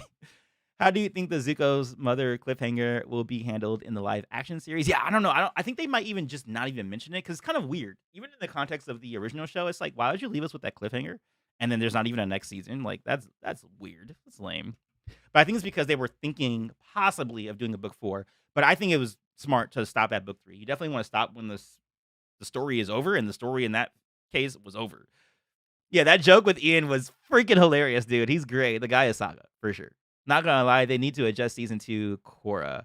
Yeah. They definitely need to adjust season 2 core for sure. I don't know how they're gonna do that, but yeah. Yeah. Ian passed the vibe check. That is for sure. Yeah. Like Alex, that's so good.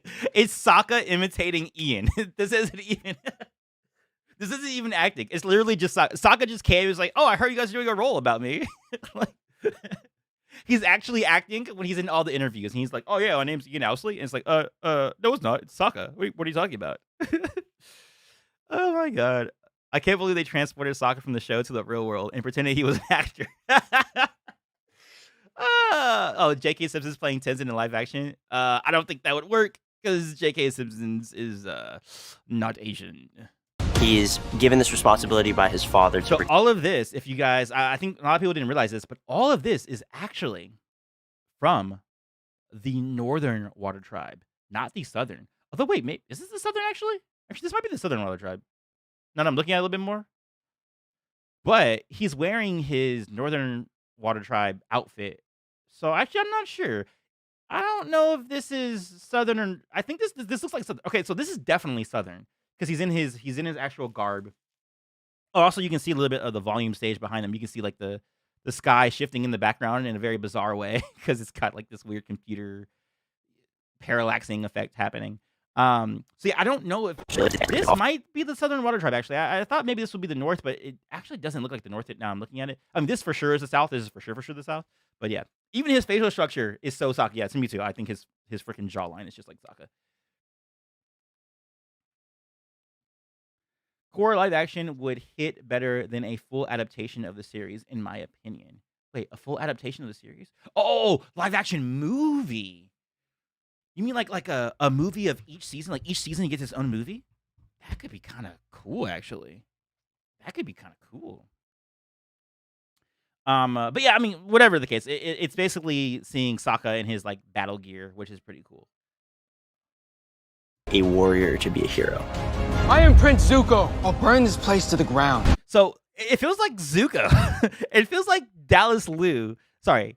Yeah, Dallas Liu. Wait, I don't know if it's Dallas Liu. No, it's Dallas Liu because he says it in the interview. Because I heard some people say Dallas Liu and some people say Dallas Liu. It's actually Dallas Liu because he says his name is Dallas Liu in this video. So now I'm going to start calling him Dallas Liu in the same way that Gia Wendio is Gia Wendio, not Kia Wentio. You know, like it's different pronunciations. But he sounds more intimidating to me than freaking his own father. And that's a problem. I am Prince Zuko. I'll burn this place to the ground. I love him. I love him. I think he's going to be such a good Zuko. You guys are going to see another line that's coming up that is perfection. It is perfection of Iroh and Zuko together.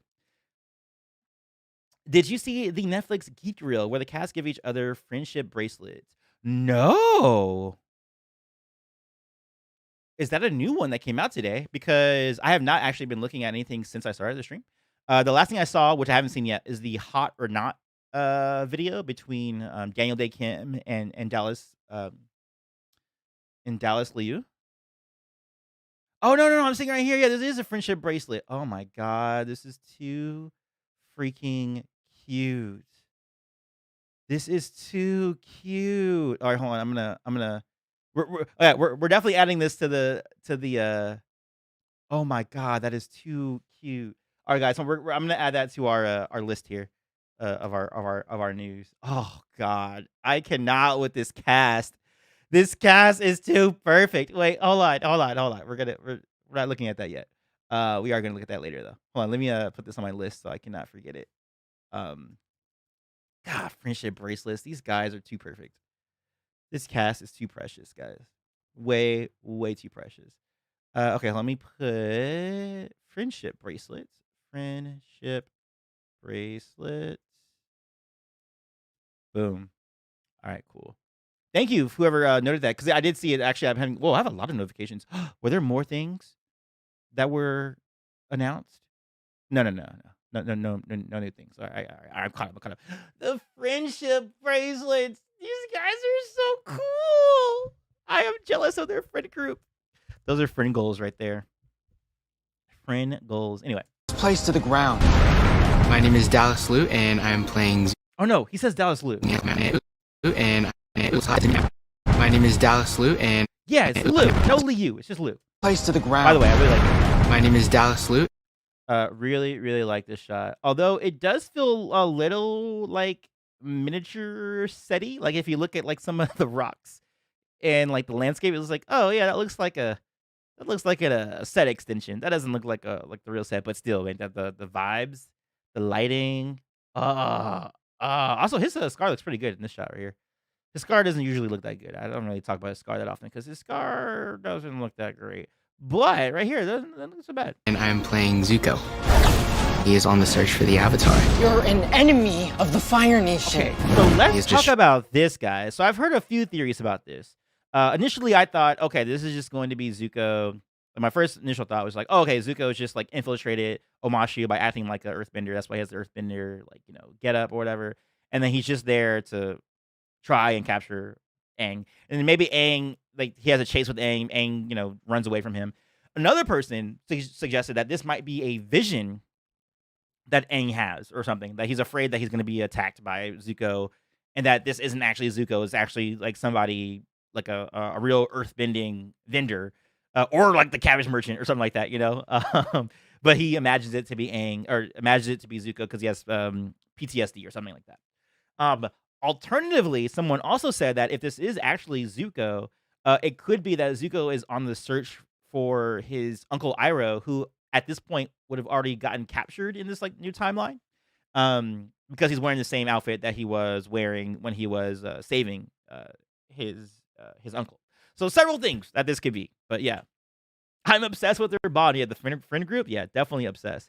I really like this show. Yeah, I think I'm gonna like this show a lot too, man. This is gonna be a good one. Did you see the video with Dallas Liu and Daniel Day Kim? No, we're actually gonna be talking about that later. We're doing this one first, but we're gonna watch that one later. Yeah, Dallas is the perfect freaking Zuko, man. I love him as Zuko. No notes. And Iroh too. We're gonna talk about that later as well. But Iroh, no notes.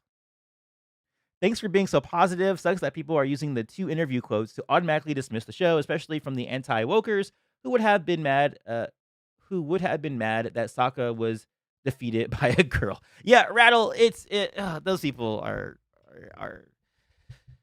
they just need to go outside and touch some grass. Those guys, they just need to go outside and touch some grass.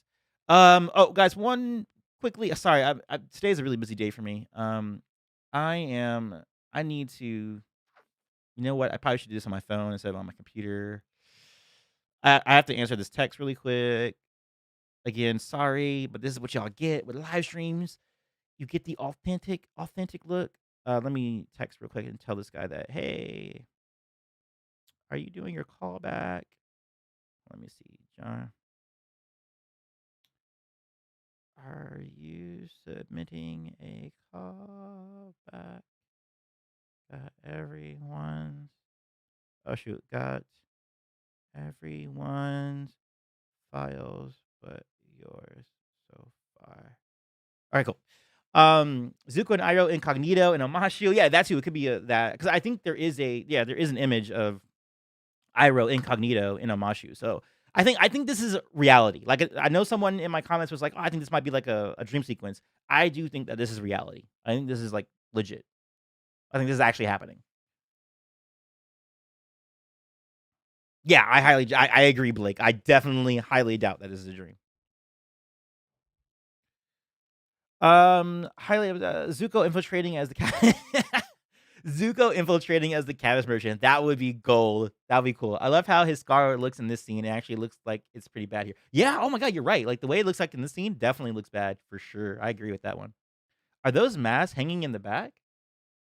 Ooh, are there masks hanging in the back? I don't think so. That looks like it's a flag or a banner. I don't think those are masks. He is just trying to fight for his father's attention and his approval. Yeah, and that's true. Like I like the way he says that. Like, fight for his father's attention and his approval, but his uncle, he's the only person that stuck by his side. yeah. Oh, this show, guys. This show. It's gonna be so good. It's not gonna be perfect. But it's gonna be fucking damn good. It's gonna be damn fucking good. Uncle Iroh on the show. He is a very complex. Yeah, see, and we can see right here, we can see, although that background looks very CGI. That looks like CGI background. But I like how he wears that on his head so that he can hide his Fire Nation top knot. Iroh. But yeah, I'm pretty sure that this is when they destroy half of Omashu. Aang and Team Avatar escape, probably through the secret tunnel, which is now confirmed to be in this first season. They're actually going to use it in the first season. And this is probably them seeing Aang like get away, and Zuko being disappointed that Aang got away again. You know, He treats Zuko like his son. Have you got a plan yet? The plan is to go in and okay, guys, prepare yourselves. This is the literal highlight of the entire trailer. This is the literal highlight of the entire trailer. This is amazing. Now I'm interested. Maybe it's someone random reminds me Aang of Zuko, so he starts to go Delulu. You know what's funny? Y'all in your Delulu didn't really catch. I felt like it didn't catch in the same way that Riz caught on. Like Riz is like a new slang term that has showed up in like the last year or two. I saw Delulu trying to show up. I don't see that being used much anymore. Yeah, the change on Iroh's right hand. Yep. Good catch. If Toph isn't Dwayne The Rock Johnson or John Cena, I'll be very upset. Wait, what? If Toph, what they should do though is they should get The Rock, Dwayne Johnson, to play the Boulder in season 2. If they can make that happen, just have him come on. You only have to come on for one day, Dwayne Johnson. Just come on one day, say these few lines, just do these little movements. The fans are gonna love it. Like that would be crazy if they could get The Rock to play that role in season 2. That would be so cool. All right, guys, is everybody ready? I just want to make sure everybody was ready. Literal best part of the trailer, right here. 3, 2, 1. Go like his son. Have you got a plan yet? The plan is to go in and capture the Avatar once and for all. So no plan. I'm working on it, Uncle. Bruh! I don't know how you watch that as a fan, you call yourself, and go like, I'm in. I'm 100,000% in. Like, that is perfect Iroh Zuko dynamic.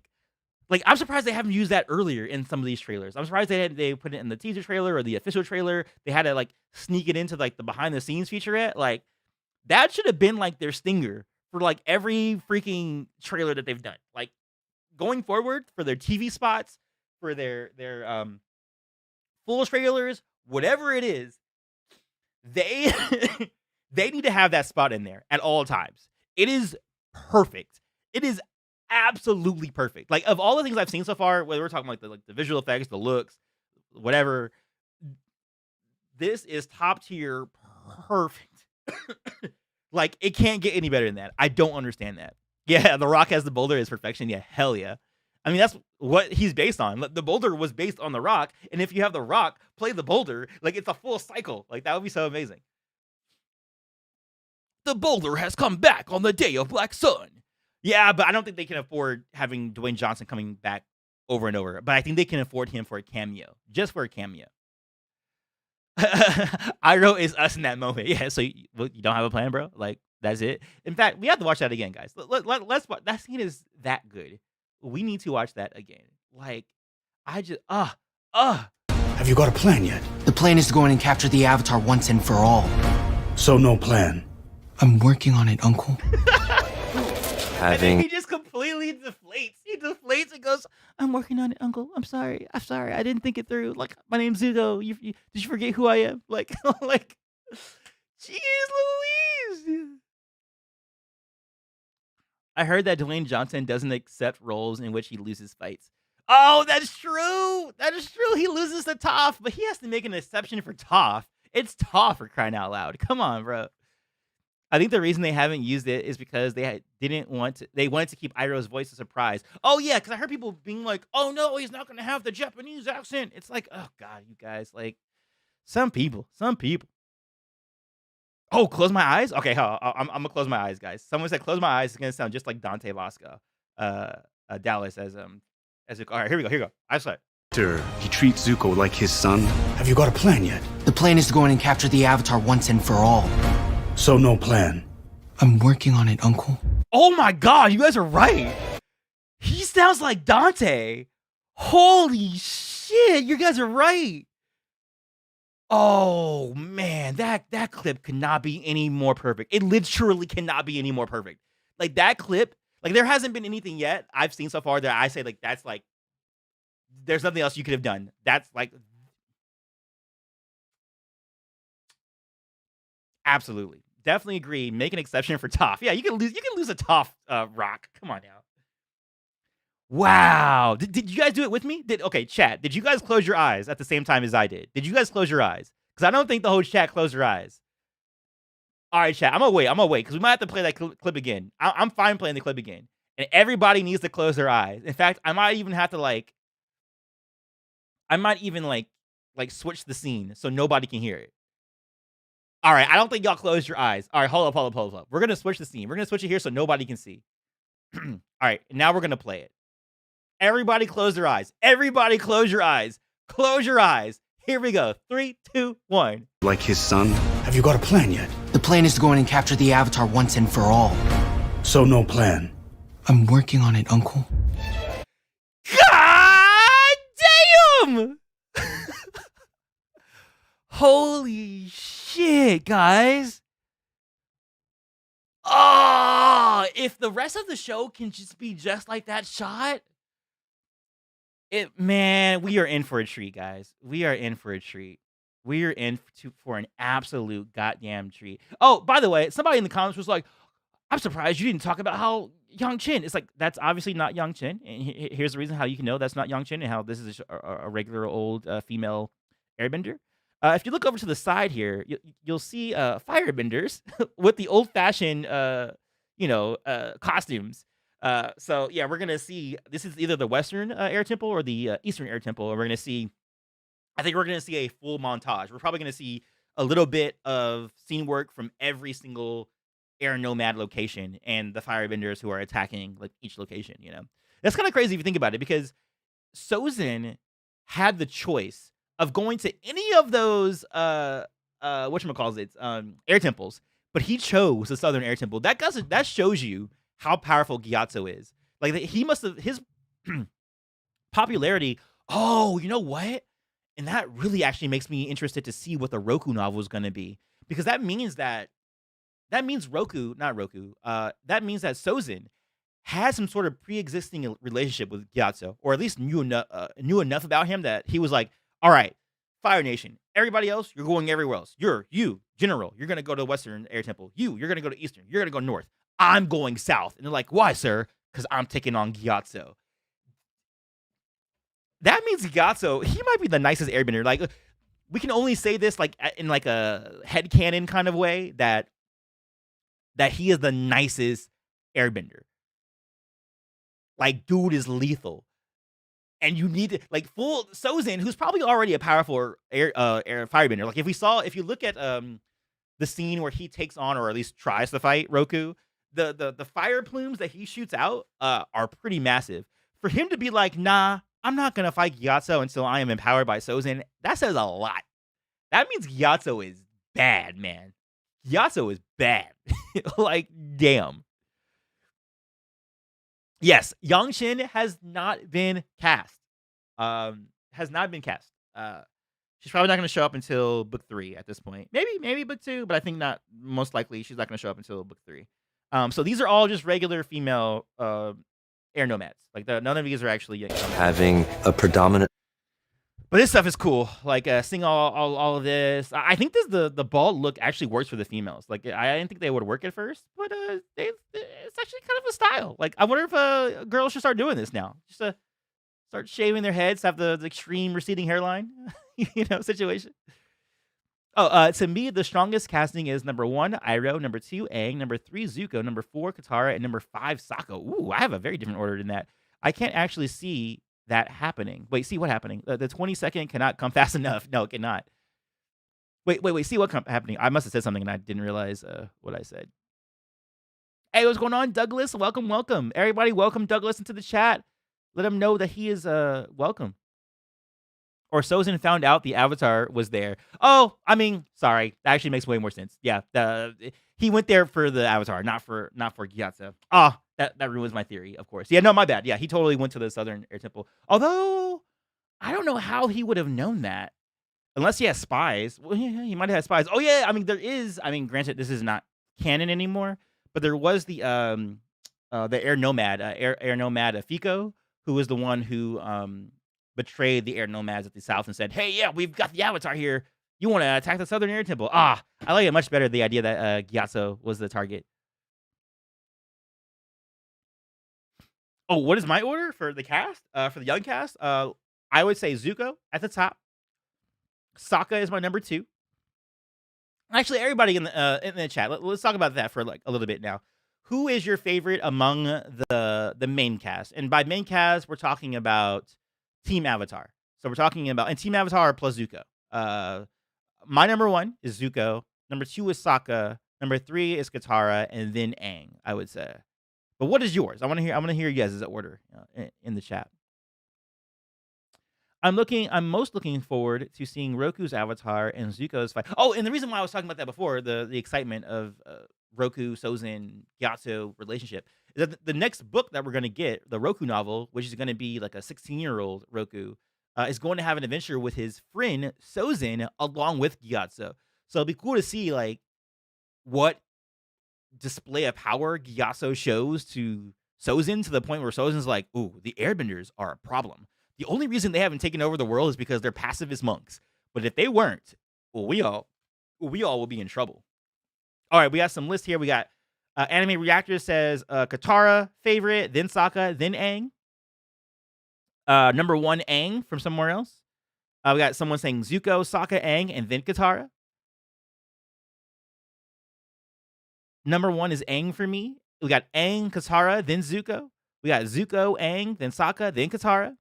Is that my same order too? No, I have Zuko, Sokka, Katara, Aang is my order. I can't do a poll in the chat. Oh, I can do a poll in the chat. You're right. 'Cause I was like, you can't do a poll and see everybody's order, but you won't see. So the thing about polls is that you can't do a preferential ballot. You can only do like just straight there. But yeah, let's do a poll. Poll time. Poll time. Whose performance is your favorite?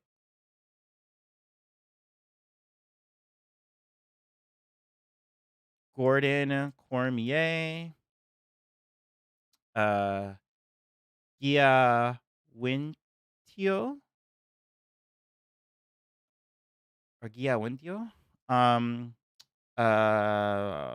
Ian Owsley, or Dallas Liu. Start poll. All right, cool.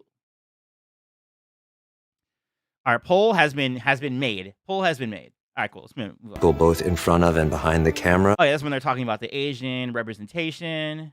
Very cool. I'm trying to make sure I don't get hit with copyright, so I'm trying to like not play stuff all the time. So you see your Iroh there, and he always gets. And same with this actor, Paul. He always gets emotional about like the representation. You don't get opportunities to play in these kinds of franchises. You have no idea how important that is and how many more voices people will find because of this. Yeah, he's totally right. And I like this shot, just seeing the back of the silhouette of Aang. Oh, so cool, so cool. Okay, so another little stuff.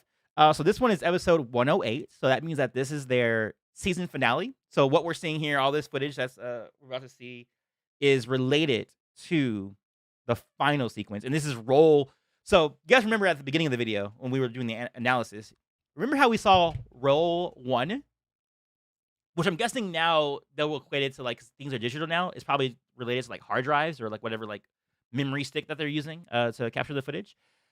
We are now on roll 324. So they have a lot of footage here, as we'll see. And as we see with the director is Jed Wilkinson, and then the cinematographer is Michael Balfrey for this episode. And this is the finale episode of, this is their first take too, take 1, that's cool. And they're using a 45mm lens for, again, Trade Winds Season 1, which is like their fake title for Avatar. Really cool stuff. So right here, what we're seeing here, oh, by the way, is that Zuko? No, that's not Zuko. I think this is just a regular, I was gonna say, are there people in this cart that we don't see? But no, that's something else entirely. This is obviously when Katara is confronting Paku along with the Council of Waterbenders and at the north. And this is where she's like, oh yeah, like, I bet she won't fight me, and throws a water whip. It's kind of cool. You can definitely tell that she's using a water whip, even without there being effects there, because you can see her hand movement looking like a whip. And then boom. And she's probably gonna, like, smack. Oh, you know what? This probably is when Paku was walking away from her, and she's like, "I'm not listening to you, little girl." And then she's like, "Oh yeah," and then grabs a piece of water, slaps him across the head, and he's like, "All right, I'm gonna show you. I'm gonna show you these hands. I'm gonna show you these hands." And this is Teo and Aang flying through Amashu. Amashu looks really nice. Like, look at all these chutes and ladders everywhere. These slides. Imagine a game like Skyrim or Elder Ring based on Avatar: Last Airbender. That's what I've been telling MOS. MOS, I've been saying that. Addictive nonsense. What's up? How are you guys? How are you guys not loving Sokka? Oh, how are you guys not loving Sokka? Wait, there's people not. The poll. I forgot about the poll. My bad, guys. Let me in the poll and let's see who you guys' favorite performers are. Probably gonna be surprised. All right, in first place at 38%, it looks like most of you guys like Zuko's performance the most, and followed by Aang, and then Katara, and then Sokka. Ooh, yeah, I don't know. Sokka is like number 2 for me, isn't he? Yeah, and he's my number 2. See, I don't agree with the masses on that one. Yeah, water whip time. That we've always wanted. Papa, yip yip! There's the show's not going to be funny. The show's not going to have any whimsy or kids. That we've always wanted. Papa, yip yip! Papa, yip yip! Shooting the only thing I don't like about this, though, to be honest, it sounds like he's talking on a stage. Like, it doesn't sound like he's talking in an expansive forest land. It sounds like a studio. Papa, yip yip! Shooting this show has been... That's just a nitpick. More long hair Katara. So this is definitely after her fight with Paku, and just all the laughter in the fucking funny times. And Danny Pudi as the Mechanist. Look at Danny Pudi as the Mechanist, guys. Look at that extremely genuine smile from Gyo Indio. Oh, they're always having so much fun. I'm jealous of their friend group. Very jealous of their friend. But yeah, look at Danny Pudi. He looks sharp in that. He looks sharp. Yeah, I also agree too, Alex. That yip felt kind of forced. It felt very like a stage play. Bro is a baby. Yeah, he's a baby.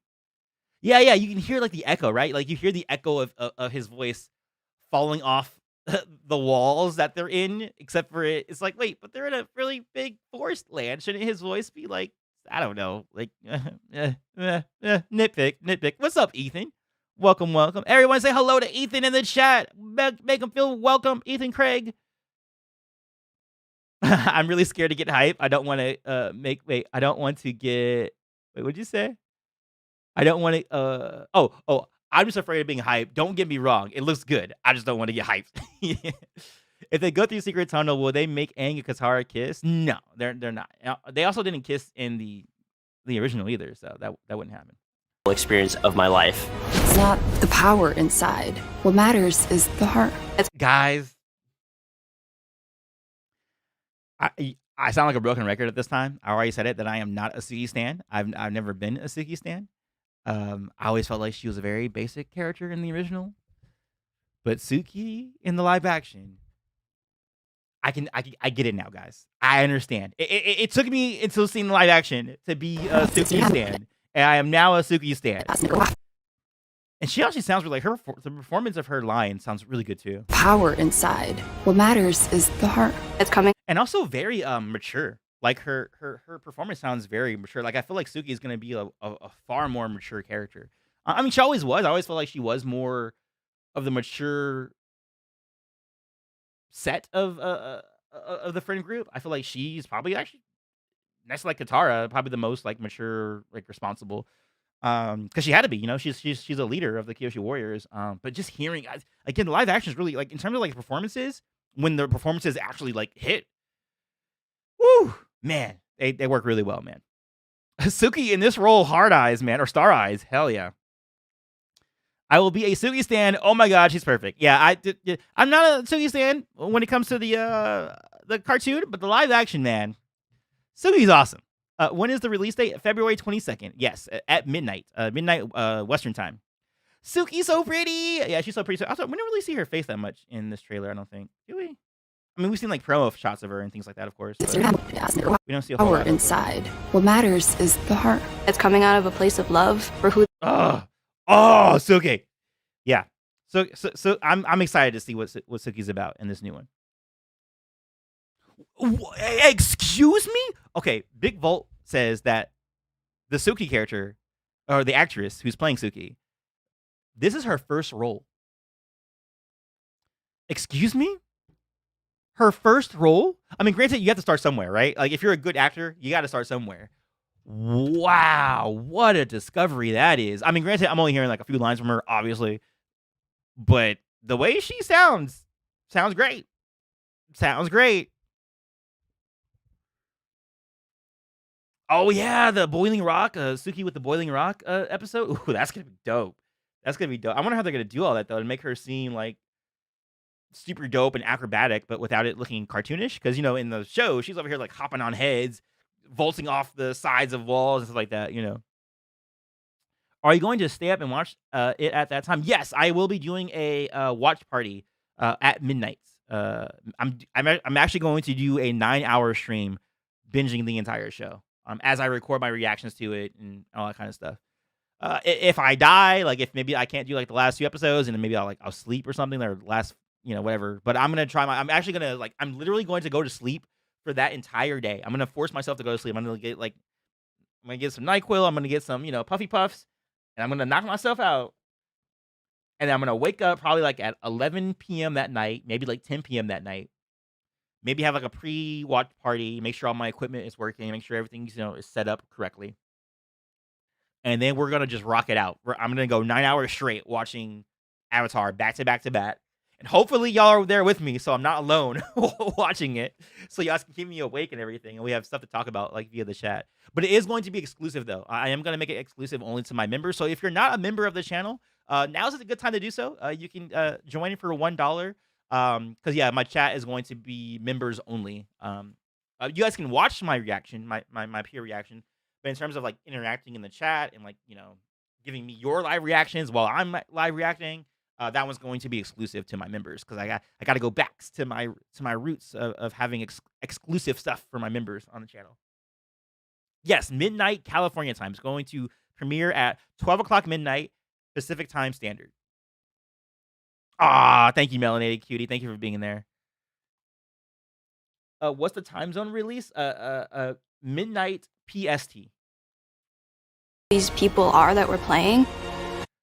Oh, we're getting lightning, guys. We're getting lightning. You see that right here? You see that? We all know this dance. Ooh, wow, she actually does it pretty well. Like, she actually goes from the center, how you're supposed to. Like, you're supposed to go from the middle, and then boom, out.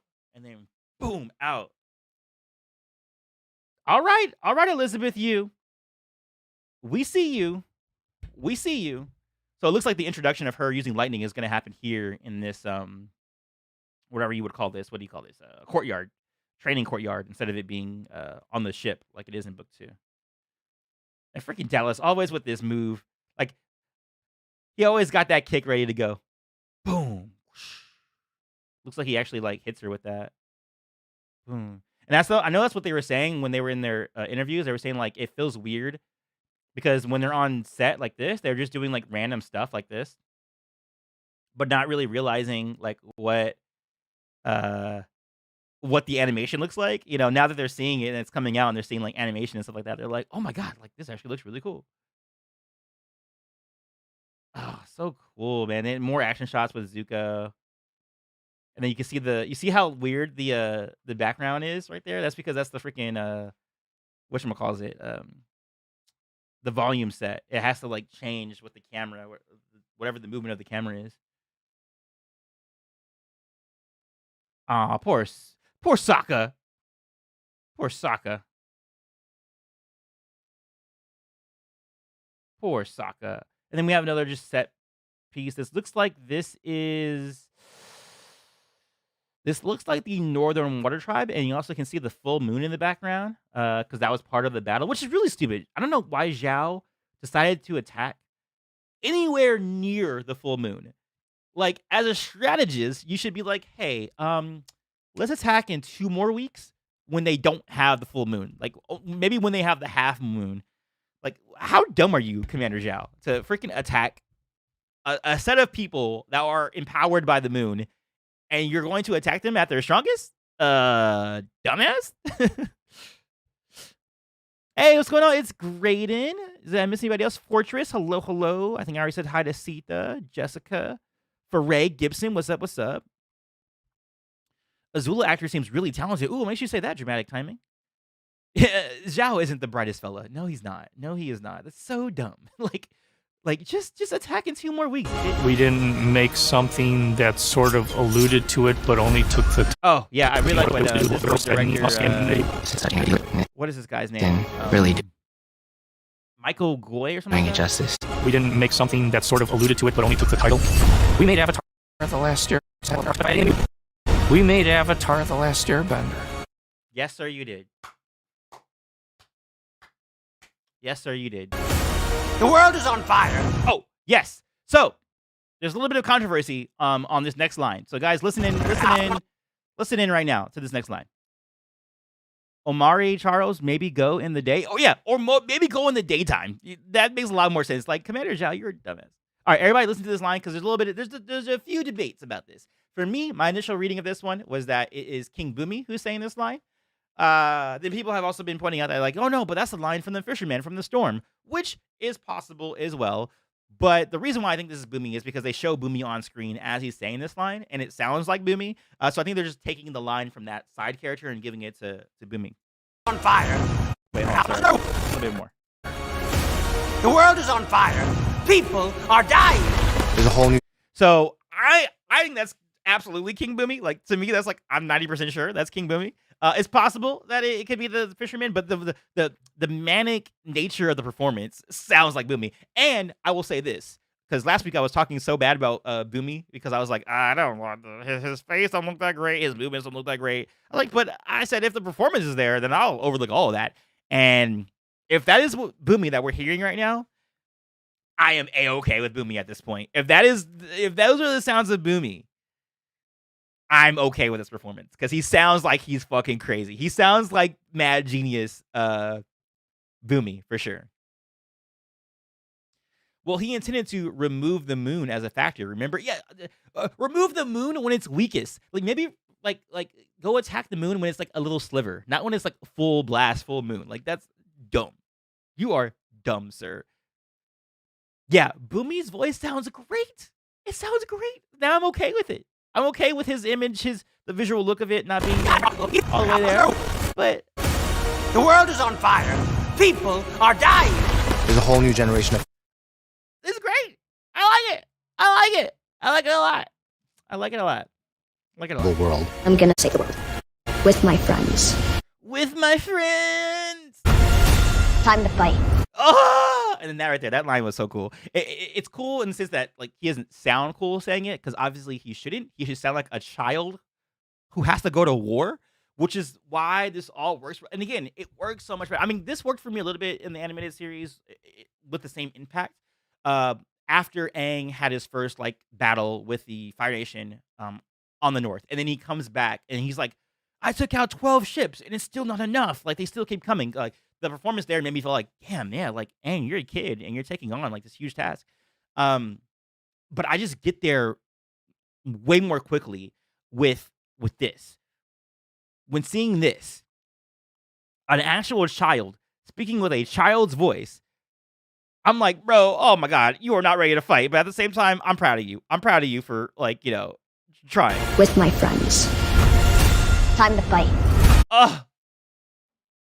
I'm like, no, Aang, don't go to war. They might hurt you. You might get killed. You're just a child. I just feel it though. I feel it way more. The impact of them being children in live action than I do in the cartoon. And that's just me personally. But maybe the koi fishes come only together in the pool on a full moon. Ooh, that's fair. Ooh, I like that, Jimmy J. You're adding a little bit of a rule to the matter system so that there can be a full moon, so it makes sense that Zhao would be coming there. Because otherwise, it makes Zhao look like a complete fool that he would go there. Ooh, Jimmy J. What if they actually add that as part of the subplot that they're adding for Zhao, who's actually going to go in search of the spirit world with Wan Tong and figuring out like the weakness of the ocean spirit and stuff like that, and the moon spirit. And that's part of it. But where it says like, yeah, you have to attack them on the full moon if you want to, destroy them. Kind of similar to the Avatar state. Like the only way you can kill the Avatar state is by killing an Avatar in the Avatar state. Maybe get something similar with the ocean and moon spirit. You have to attack them at their fullest strength so that you can completely diminish their entire power. I like that, Jimmy J. I like that idea. We can run with that. Yeah, time to fight is my favorite. Yeah, it's my favorite line because of how like astronomical a task it is for like usually you get that line, it's in like in an action film, and it's like the muscly dude who's like, time to fight, but then you have a kid saying time to fight, and it's like, oh snap, you're a child. You are a child. I don't even care about the Super Bowl. I am hyped. Oh man, what a great behind the scenes trailer that was. Absolutely perfect. Okay, so let's do some more Avatar news. Let me go a little bit fast because I have been going a little bit slow. Here. All right, so here we are. We're gonna do our first little piece of news. So the Reckoning of Roku looks like it's actually being pushed forward in time. So previously it was looking like it was gonna come out in August, but now it's saying on retailer sites. Also, shout out to Airspeed Prime. He's another Avatar YouTuber. If you're not familiar with his channel, you should check him out because he's actually like I would call him the biggest Avatar fan that I know. In so far as he likes literally everything that comes, and he follows everything like down to like the toy lines and like the exclusive like stickers or comics that come out. Like he's into like everything Avatar. Like I have my limits with Avatar, on occasion, but he is all the way in with Avatar. So yeah, he's reporting that the Reckoning of Roku, that novel, is now coming out on July 23rd, which I thought was pretty cool. Friendship Bracelet clip. I know I'm watching it. It's coming up. You know what? Let's watch it now because I was gonna make it part of the last thing that we will watch, but here we'll make it the first thing because this looks like it might be way too cute and I might like cry. Hurry up with my coffee. Oh, Friendship Bracelet. By the way, do you guys hear him? You hear how freaking old he sounds? Yep. It's adorable. It actually fits. Gordon, the coffee. No. He doesn't sound like the same kid we just heard a second ago who was like, it's time to fight. This is a new kid. Yeah. Oh, what is this? What were they doing? Oh, he was crying? Gordon, the coffee. No. What the heck?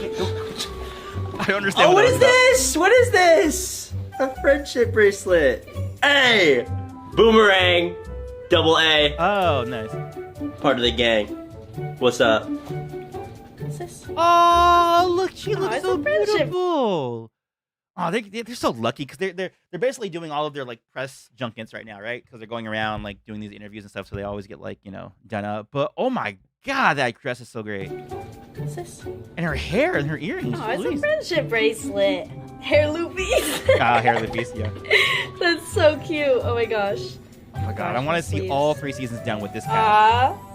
Cute. Friendship bracelet? For me? Flame me hot man. That's right. That's right. Hot man, Flameo. You know the deal. Dude. Well, he's pretty good at English accent. Oh, watch out. Oh, what is this? What is that? February 22nd. Yeah! Oh, is that when they found out? All right, round I didn't know Avatar. they've been in that. Oh, okay. Oh my god, they're so cute. They're too goddamn cute, guys. Jeez Louise. Okay, guys. So yeah, her outfit was dope, man. I don't know what event they were doing, but that was pretty killer. Pretty dope and pretty killer. All right, guys. So let's nip this whole Sokka sexism thing in the bud, please.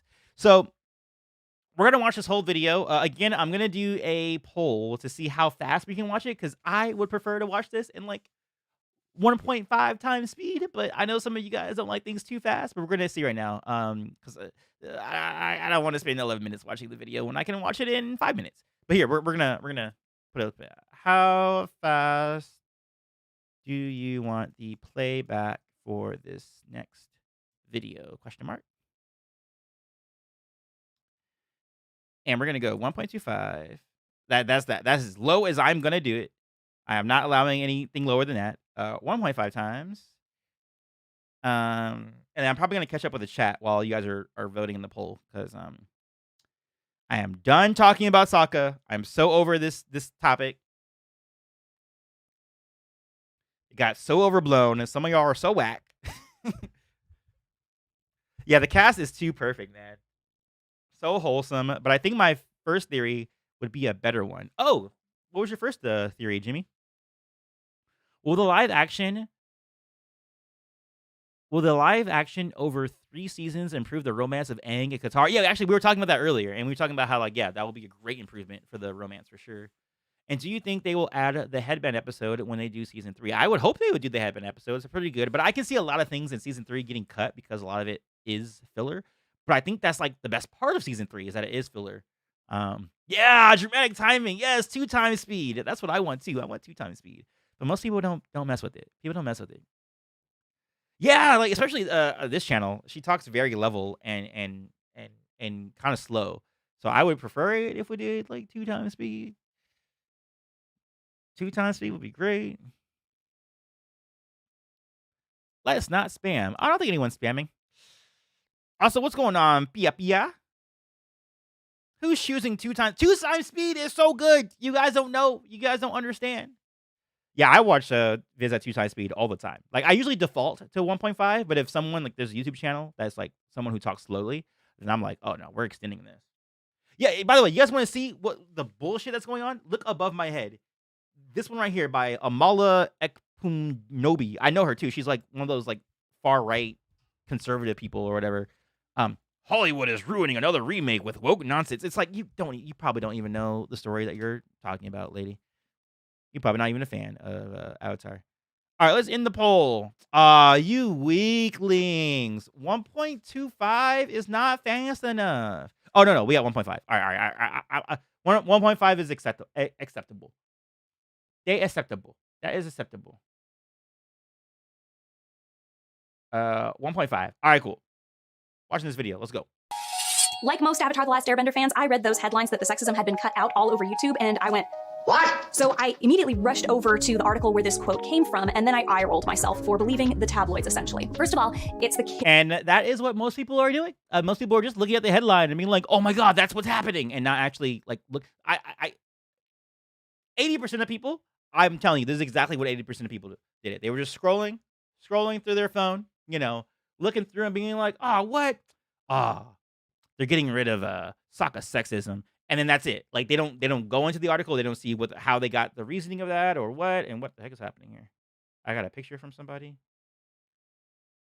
I'm getting so distracted today, guys. I'm so sorry. My previous streams have been so much more. Oh my God, it's just a picture of my cat. Yeah, and then they don't actually go into the article because you actually go to the article and you see like I said before, when I first reported this happening on my channel, when I did it, when I just like said the thing. I didn't think it was gonna be there was gonna be big hoopla about it. I was like, oh yeah, this is happening. It wouldn't be a big thing. So I already know for facts, a majority of people only read the headlines and didn't actually see the line that Guiawentio said. Yeah, season 3 is the best. I totally agree. That girl is so annoying. Why do you think she's annoying? Everything she says in the video is straight up facts. Some big YouTubers are covering it wrong, which is really annoying. Clown energy. I've been ignoring these videos because of how much rage bait it's. Oh, you mean Amala. The Amala girl's annoying. I don't know. I've only ever seen her in like one Jubilee video where I think it was it was a Jubilee video that was like do the left and the right, like agreeing on anything kind of thing. And she was one of those videos. And I was like, oh, okay. She's like one of those token black girl, right conservatives, want to be what's that other lady's name? That other black conservative that everybody like tries to put up on a pedestal because she's like she's black, she's conservative. Oh, I like Amala, but not her best take. Oh, okay. See, I don't know her all the way. I just know her some way. Maybe you should watch that video too. Yeah, people don't research. I mean, that's just modern like social media. Period. We just get headlines, quick stuff, and then it sucks because those headlines become truth when usually those headlines there's more that needs to be placed on that. Actors who say this, and they are very much kids. They seem really sweet, really fun, and they don't articulate what I believe they were trying to articulate very clearly, but they do drop the keywords that tell me what the truth is. First of all, they do say toned down. They are toning down the Now, this is incorrect. I actually want to correct her on this because a lot of people are saying this, and people on the other side, right? People who are trying to like defend these claims and being like, no, it's not that bad. It's not being completely cut. That's false. There never at any point did anybody from the cast or crew of Avatar say the words toned down. Now you can interpret those words to be toned down. I think that's rightfully so. You can interpret the words that Gia Wentio said. Which, by the way, let me actually pull up the actual quote. Katara actress. I don't even know which article I can find because some people are gonna take her line out of context. But oh yeah, so the exact line is here.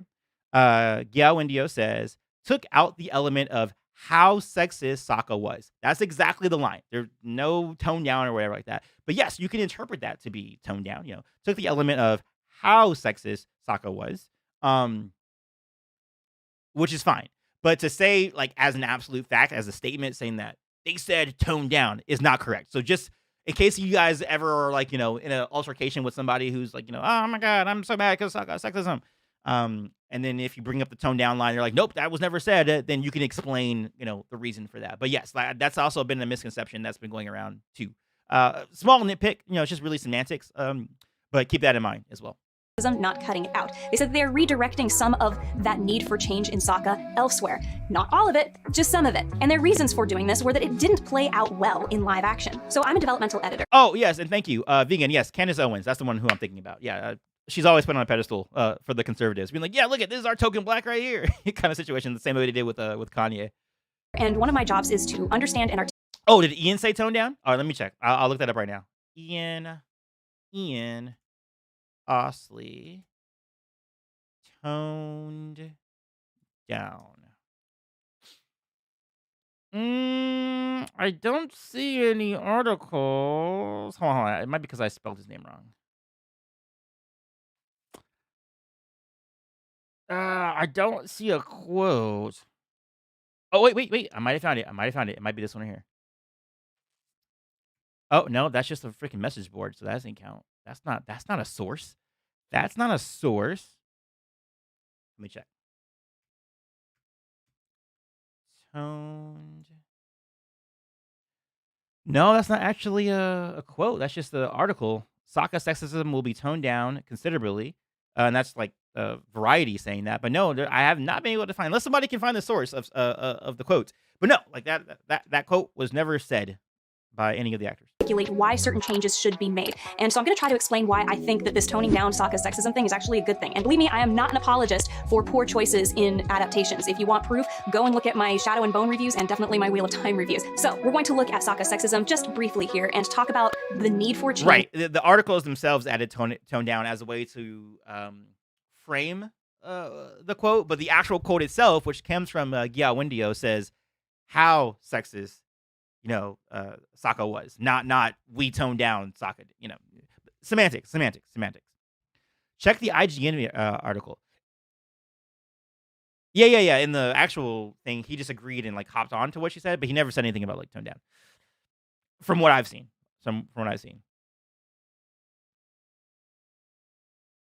in the live action. But I mean, honestly, it's really semantics. It doesn't really matter. Like, honestly, like the actual words that were said. Animation is a caricature of real life. Everything is bigger, more extreme, and acceptable because we accept that this is an animation. It is meant to be a caricature of what we would see in real life. When you adapt animation into live action, you bring it down, tone it down to what it is meant to represent. An example of this being done well, or well in my opinion, would be Luffy. So, people in the back, clue into this piece right here, like this example, because I'm not a One Piece fan, so I'm not familiar with like One Piece or the things that would happen within One Piece and all that kind of stuff. But the way that she came up with this analogy and this example, I thought like explained it perfectly. So really, really clue in to what she's saying to this, because I think this is like the most important part of the entire video, actually.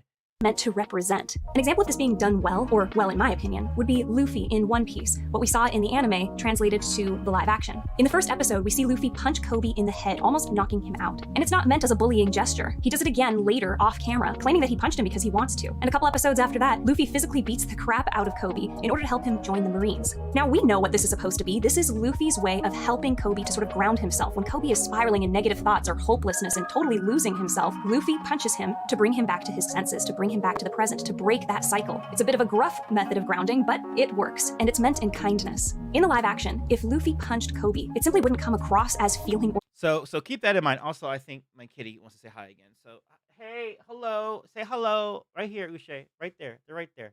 Just say hello. Just wave your just say hi. But if you want to hang out, you can. It's cool. Just be careful, okay? So yeah, keep that in mind. What she says here. So in the original animation, or original anime, and no, I do not watch anime. Yeah, that's a big misconception that people have of me, is that I watch anime because they assume that I would be into anime. They better redo that fan passing out. Oh, you mean the foaming mouth guy? Yeah, I don't think the foaming mouth guy is actually going to be in the. Well, I don't know. I don't know that for facts. But it seems like I haven't seen anything about that. But obviously, it's such a small thing. But we'll figure out how that is gonna go. But anyway, yeah.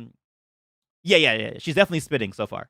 So the original anime, Luffy punches this character named Kobe, right? Like, but he's doing it in a way. He's doing it out of love to be like, hey, you need to toughen up, man. Like, so anytime he's being like a little B word, he punches him and he's like, toughen up. You want to go to military school? You want to be a soldier or whatever? Do it. If you do a full on sock in a live action, it's gonna come off differently. But they instead choose to do this, which I think is a good decision of toning it down for live action, which again is the same way that we're gonna have that be done with Sokka. Organic. It would feel cartoonish. It would feel as awkward as a lot of those moments between Winry and Edward in the live action version of Full Metal Alchemist. So what the live action did instead is have Luffy slap Kobe. So if you're not familiar with that example, so in Full Metal Alchemist, which can get very goofy with some of its anime isms, this adaptation chose to do a more faithful adaptation and doing those more outlandish, cartoonish, anime-esque behaviors in their live action, and it doesn't come off very well. It just doesn't sit well within live action. Versus what is done here in One Piece, which they do tone it down, and it actually comes off a whole lot better while still presenting the same foundation, that same relationship between Kobe and Luffy.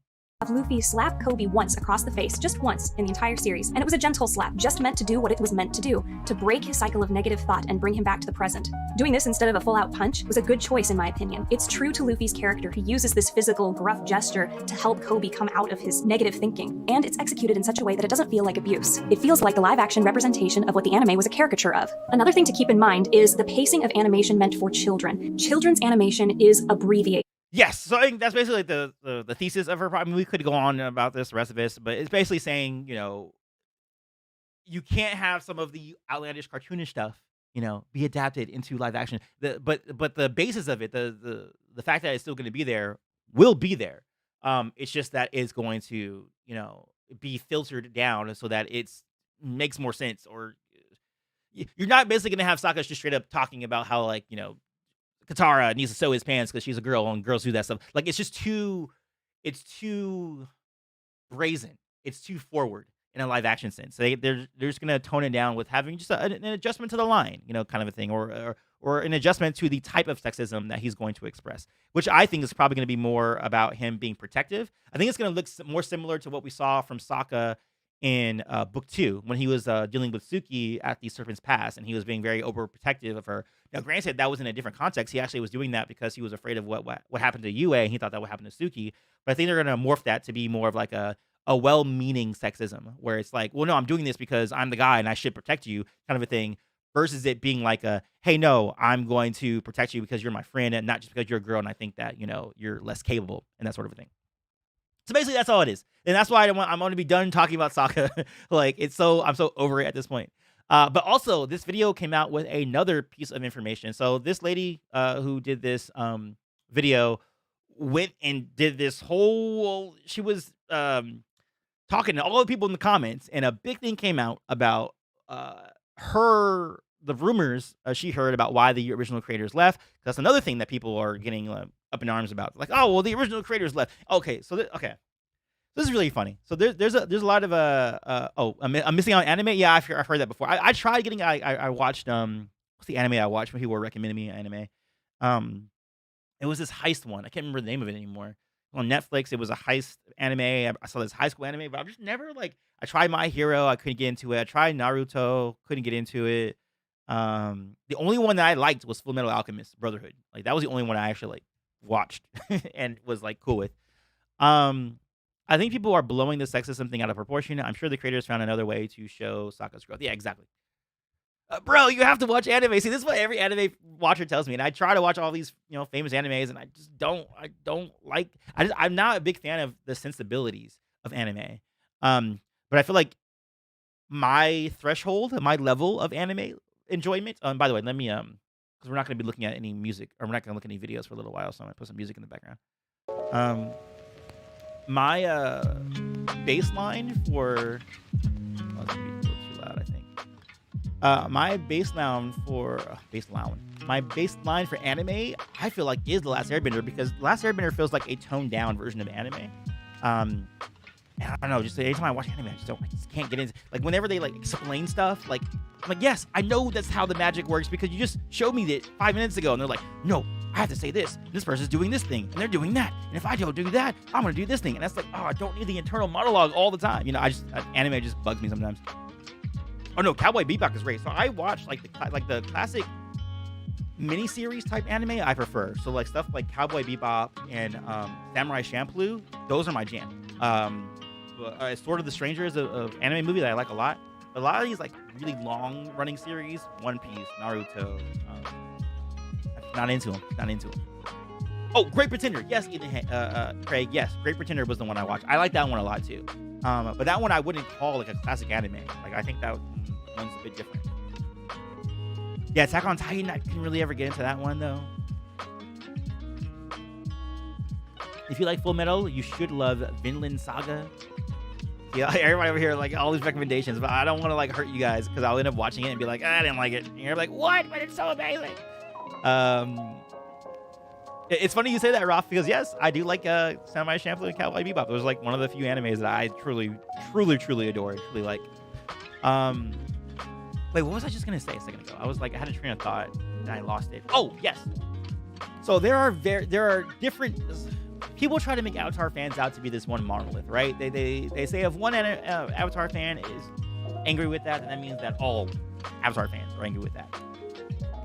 It's a really complicated thing. I don't even know how to explain it, but there's different kinds of anime fans, right? Or Avatar fans. There's the Avatar fan who just likes everything, like me. I really like The Last Airbender. I like Legend of Korra. I like the novels. I like the comics. To varying degrees. Like there's some things that I just like, I actively don't like, and things that I think I completely adore. And then you have like the Airbender purists, the ones who only like The Last Airbender and don't want to touch anything else. Like they don't want to touch the comics, they don't want to touch the novels, they don't want to touch Legend of Korra. And these people generally are also those who don't like the original creators. Like they are not fans of the original creators. They don't want anything to do with the original creators. They're the type of fan who, when they hear that they got that the original creators weren't going to be involved with the Netflix stuff anymore, they're like, "Oh, great! That's great to hear." Then you have another set of fans who hears that and goes like, "Oh, what? The original creators left? This is going to be terrible. I'm only going to be, watching what they do, kind of a thing." You have those fans, right? So there's a lot of segments of fans within the Avatar fan base. So it's really weird hearing some of these like takes that people have, because you hear a lot of conflicting information from the fandom, and that's because I would say the Avatar fandom is largely fragmented. Overall cohesive, but when you start getting into like the nitty gritty of like specific stuff, then you start realizing how fragmented the Avatar fan base is, and the thought process that these people have, and what they enjoy, and what they want from Avatar. That's a big thing. The desire and the want that people get from certain Avatar mediums. Yeah, I'm the same way, Gabby. I love both shows, but to varying degrees. But yes, like so keep that all in mind when you think all this stuff. So anyway, this lady, made a comment saying they knew this about the situation. So I may have some information on why they left the original creators. And all I can say is, if they stayed and got their ways, fans definitely would have hated it. I was made privy to such fundamental changes that certain main characters and world-building elements were so unrecognizable from the original. Sometimes writers want to change their own story, want to undo things they made that were great, but in their opinion were not what they originally wanted. That's the last of the hints I'm willing to give. So so people will hear this thing and they're like, oh, see, terrible. The original creators left. And then you have some people who are like, well, no, that sounds like great. Sounds like they were going to make a lot of changes to it, to the original. I personally don't really care either way now that I've seen the footage and I know what we're going to be getting.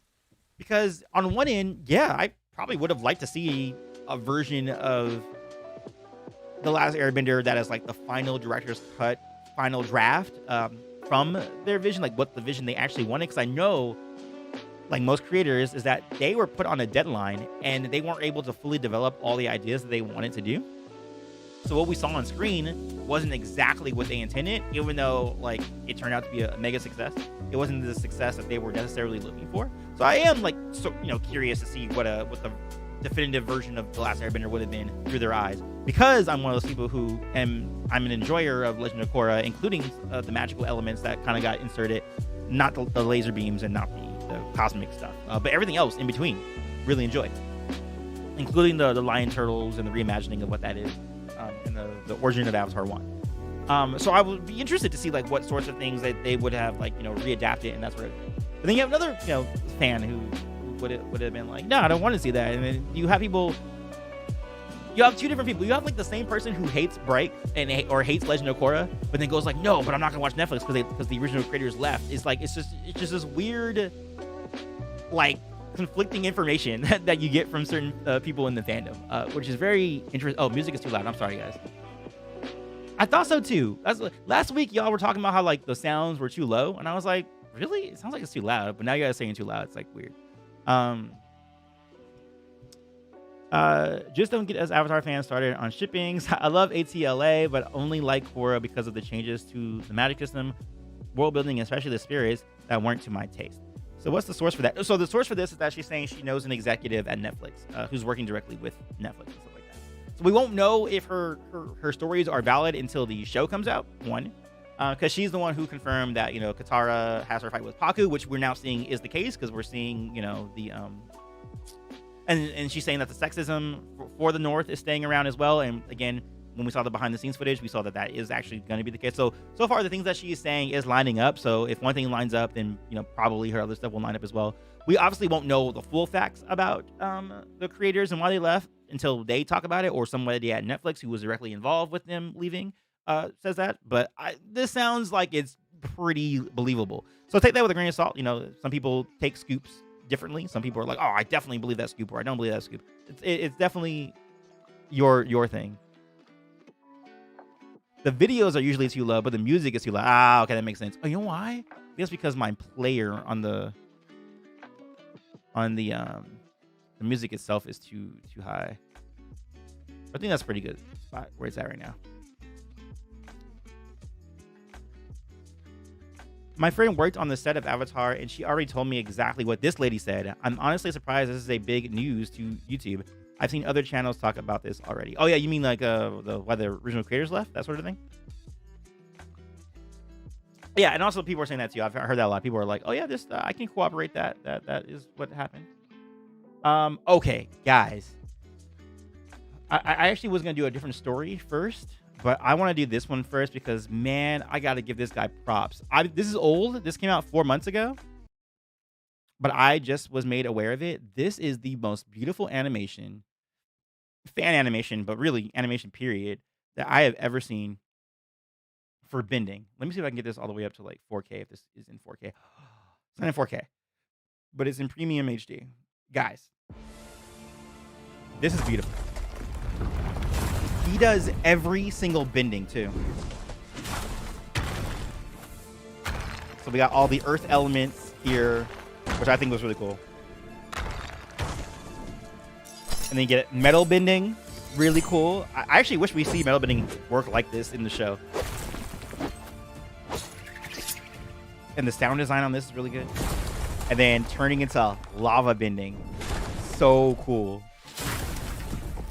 And I like the movements. The movements are all this. This is exactly what the live action isn't really doing, like the movements and everything. So of course you got your basic fire bending. You got Zuko's like, you know, breakdancing kick.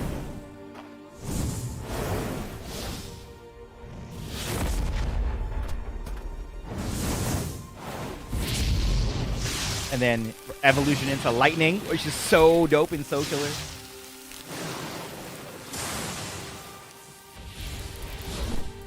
And then combustion bending, like so sick. This guy needs to get hired. And then, oh, I love airbending. Like, so much more calm, but powerful. It's very, you know, up and down, up and down. So good. And then right here, I think it transitions into flight.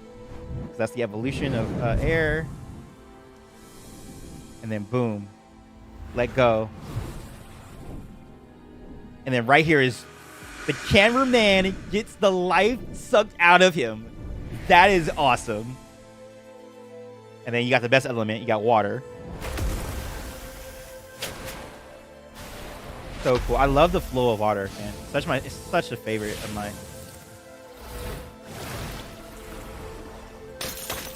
And the ice stuff. That's actually my favorite move in the Legend of Korra video game. Water's so cool. Octopus arms. And then blood bending. Blood bends the cameraman. Cameraman freaking dies. Like, oh my god. I had to share that with you guys because I thought that was just insanely beautiful. Like, to see the evolution of all the bending elements, all the differences, man. I cannot tell y'all like how beautiful that is. Like, so I wanted to share that with you guys. I don't know if you guys have seen it already. Probably have, because, you know, it's been out for like 4 months already. But if you haven't, man, I hope I share something really nice with you guys, because that was a treat to watch. It was a treat to watch. I've already seen this a million times, and I love it. My friend said that the creators left because they felt Netflix wasn't supporting their desire to change things. Yep, yeah, sounds about right. I recently found this as well, and the bending was epic. Yeah, man. And the way it ends, too. The way that it ends with being cameraman getting blood bent is crazy. If this guy isn't hired by Avatar Studios, they're doing it wrong. They're doing it right. Yeah, poor cameraman. Poor cameraman. Yeah, if we get season 2, I hope they do fix that too, that the styles of bending look like what they're supposed to look like. Like, just you know, give the kids some more training, you know. Give them some more training and have them do it properly, you know. And then the combustion bending coming out like that, man, it's so good. I watched that like 5 days. Yeah, this is like probably my 10th time watching this. Like, no lie. And the airbending was so cool too, man. Yeah, the bloodbending was really unexpected. You know it's deadly when even the cameraman can't survive. Yeah, for sure. All right, and we also have another update from Elka Gaming. So we're gonna move on to that news story. A new update for the Avatar game that he has been producing for the longest time. Released Demo Island with the new Aang stuff, and since then we basically work Oh, heads why down does it sound on weird? maps. We are Hold on, let me refresh it. Is my What's up? Today I have a new update for 4 seasons for you. As you know, in Is August this we the released video or is it me? Demo Island with all the big map. New complete new swimming system. I wonder if it's because I have it on 4K. Let me just down-res it because we don't need to have this in 4K. Too, so you can Oh, proper yeah, it dive was down now, coming not off just the under the 4K. surface. You have a swim boost with the stuff. Although we are still a little bit on the fence on that. If you want to keep it like this, I mean, it looks cool, but I'm not sure if we want to use like the airbending tree, I would say, from Aang for this. I kind of want to use a little bit more waterbending stuff for this. So let me know if you can. I gotta think go of rewatch any that, by part the of way. the show BRB. when This is the coolest shit I've waterbender ever is seen in my life. Yeah, swimming it's fast so underwater. cool, dude. So I'm cool. pretty sure there was one scene, but Do you think there'll be I a couldn't season look 2? it I up think in so. time. But if you know, let me know the episode number. so we can look it up and maybe change that a little bit. We updated the pole balancing, we updated the crouch, the slide, the gliding, the air scooter, even ladder climbing, which is not in the demo because there are no ladders, but we also updated that. We added some arm flailing when you fall, and we also reduced That's cool. You can do customization like this. We also put it on circle because it felt a little bit weird if you. Actually, he talks kind of fast, so I won't do speed for you guys in the chat.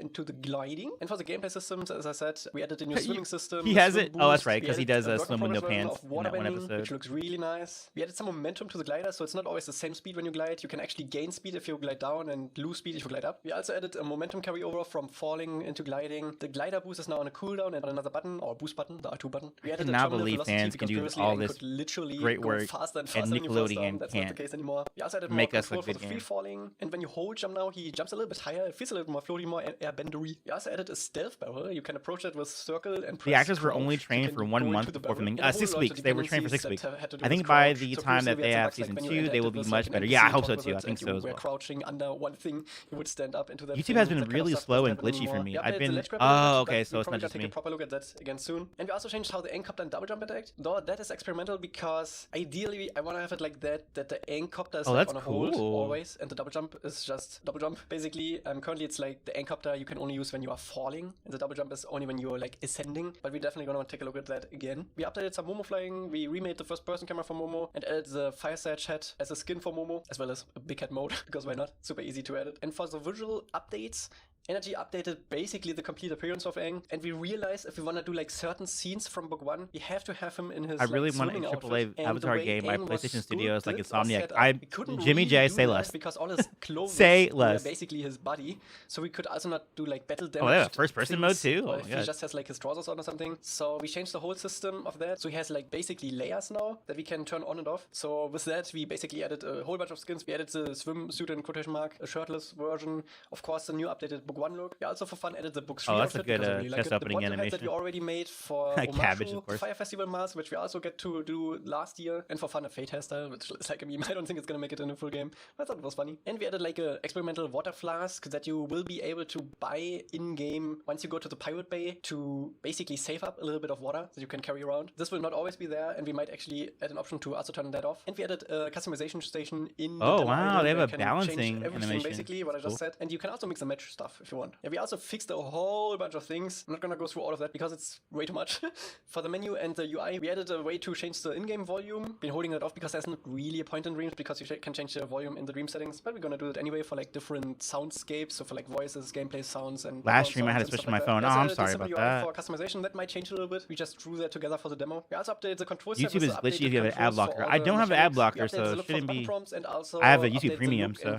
Controls for the as you can see in the top left small changes to Demo Island 2, and across the board, of course, also a lot of optimization, cleaned up logic and stuff like that. Aang is actually less memory now than it was before, which is crazy because we added so much. And yeah, one thing you probably noticed if you played the old demo, the glider is now inverted by default. The reason why that wasn't the case before was because we didn't have like any like momentum or speed associated with it. So basically when you press forward and then use the glider and still press forward, you would slam into the ground. They make him a little bit glossy when it comes out the water. If you jump up, use the glider, you already have like upwards momentum. So basically that changed everything. So the glider is inverted by default now, but you can still invert it in the options. In the following days, we also fixed a whole bunch of things. We're gonna their photo mode is really cool. In the August video with the new stuff, with the new additions and fixes. We are currently experimenting with NPCs. We might actually get that into the demo somewhat soon. We already experimented with it like in the development version, and we get a whole bunch of them into the map. I was actually surprised. Energy is a genius.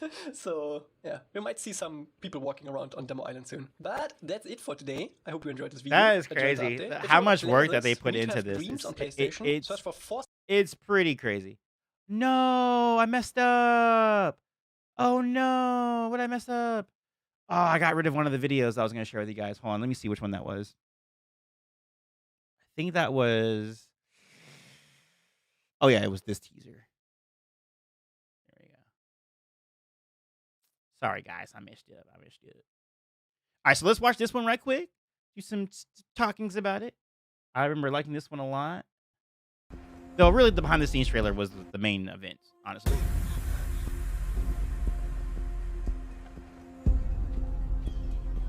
Who are you? I'm Aang.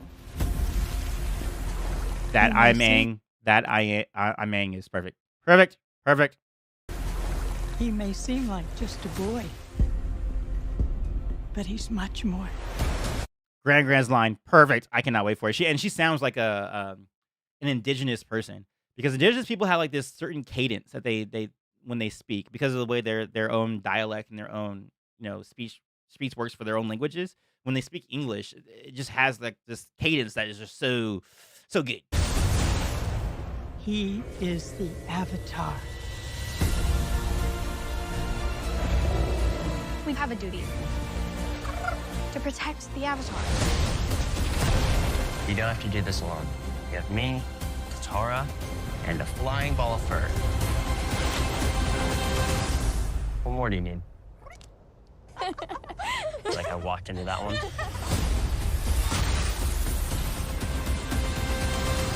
Yeah, so that one was cute. I like that one. The one I liked a lot too is when Katara hits him with water bending. I thought that was really like cute. Little moment between them. He may seem like just a boy, but he's much more. And then yeah, Grand sounds awesome, man. I've never been more excited for Grand than I have been for the live action, which is funny. 'Cause it's really like a nothing clip, but it's a lot to me. It's a lot to me. Antoine, do you know if this season will be released all at once or episode? We have not got confirmation for that one officially, but I'm pretty sure it's going to be all at once. I think Netflix is going to do a straight binge. I would prefer it to be week to week, or I would prefer it maybe even if just because I know we're not going to get it week to week. Maybe just have half and half. Maybe like the first 4 episodes one week, and then the next 4 episodes the next week, so we can spread it out a little bit. But I think they're gonna put it out all at once. Someone said PSP 5. What? There's a PSP 5? Like I said, she wasn't specific. I think Netflix should just say what the changes were. It's like they are refusing to speak out against 2 guys who dissed them pretty publicly. I mean, they didn't fully. I mean, they did diss them a little bit. Like if you look at it, because some people don't realize that. I remember someone was saying like, "Oh no, like the Netflix is fine because the creators haven't said anything bad against it." It's like Brian Konietzko was pretty like he did it in a very nice way, but he basically said, "Yeah, fuck Netflix," is essentially what he said. So let me show you that post. He still has it on his Instagram. So right here, why we left, and let's do a little refresher because I think some people kind of forgot, the reason here. So let's go through it again.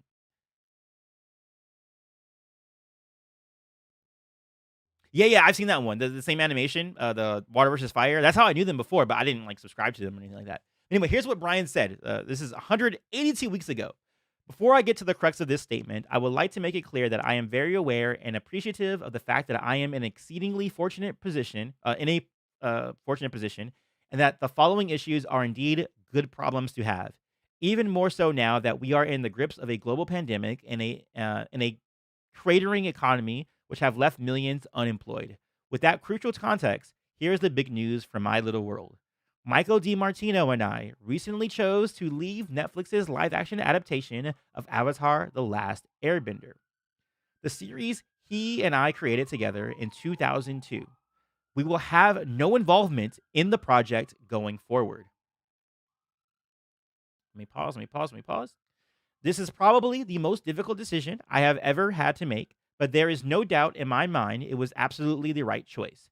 When Netflix brought me on board to run this series alongside Mike 2 years ago, they made a very public promise to support our vision. Unfortunately, there was no follow-through on that promise. Though I got to work with some great individuals, both on Netflix's side and on our own small developmental team, the general handling of the project created what I felt was a negative and unsupportive environment. This wasn't a nice breakup, guys. Wasn't a nice breakup.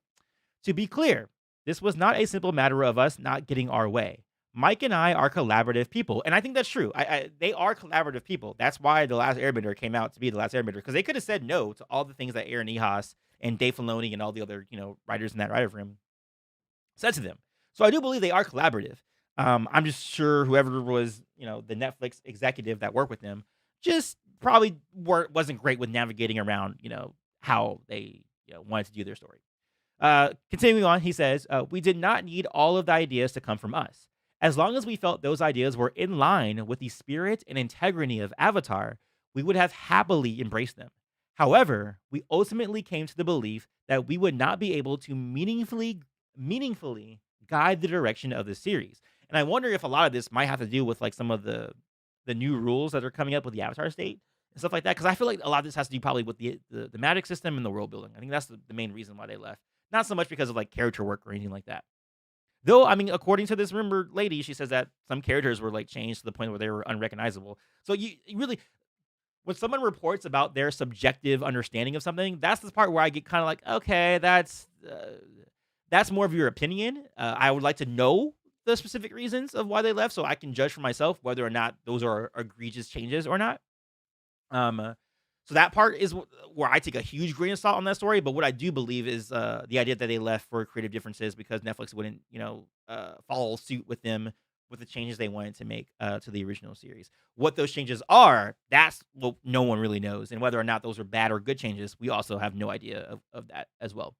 Continuing on with the reading, though I am profoundly disappointed by how things turned out, there are wonderfully talented people who are still working on the series, some of whom Mike and I personally hired and got to know well during our time on the project. And I believe Albert Kim was one of those hires. I think they handpicked him as well.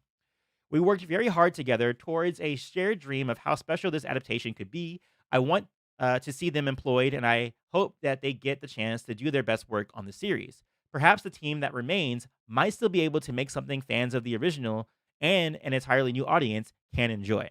And I think that might be the case. And I think this actually was a really good thing to happen to the Netflix adaptation because this was always going to look bad publicly.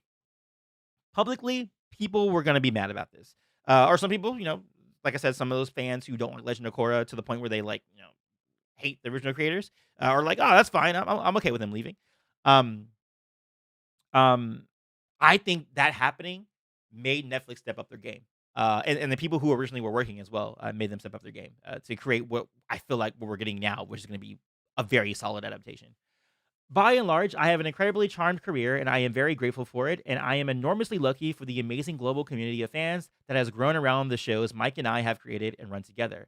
I will continue to be deeply involved in the Avatar universe, telling the stories my partner and I want to tell in the way we want to tell them. I will put my time, energy, and talents towards the projects that give me the most fulfillment, where I am afforded trust and respect.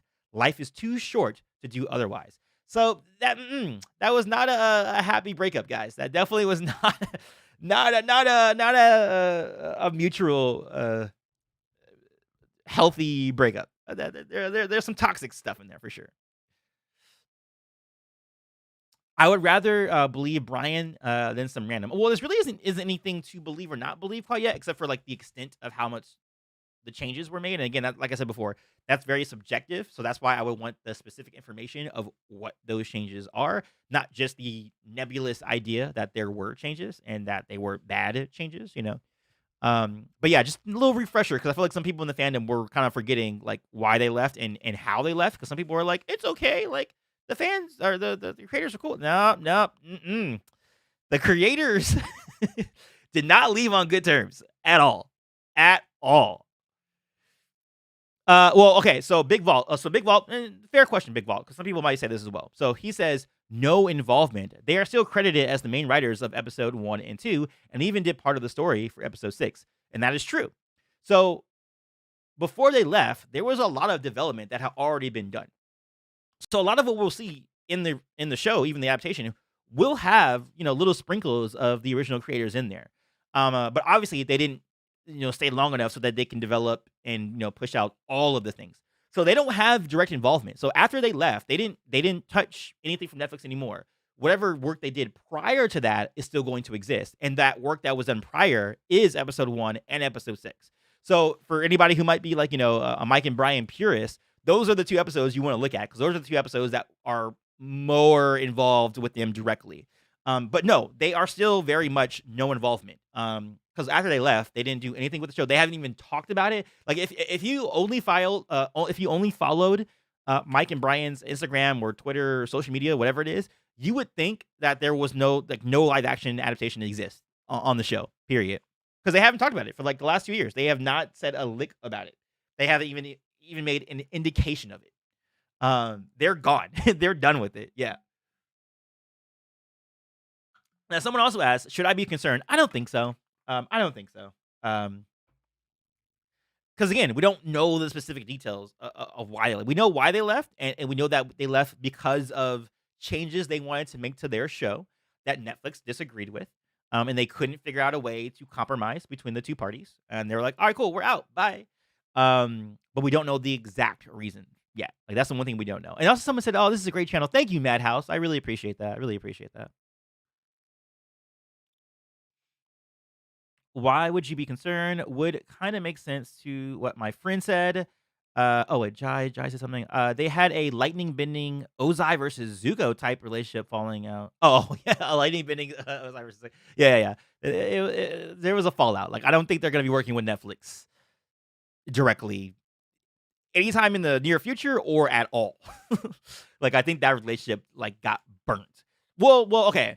Maybe not with like Netflix in total, probably with whatever executive that they were directly in conversation with. Like if that executive, that unnamed executive, like gets fired from Netflix or leaves Netflix, maybe they'll come back to the table. But I'm sure in the same way that Nickelodeon had issues with the original creators, and especially in the production of Legend of Korra and all the production roles that created, that is just a specific set of executives that they had an issue with. They don't necessarily have an issue with Nickelodeon, but they had an issue with those specific executives. And because those executives have changed hands, that's why they were able to be like, okay, cool, we're cool with doing Avatar Studios now.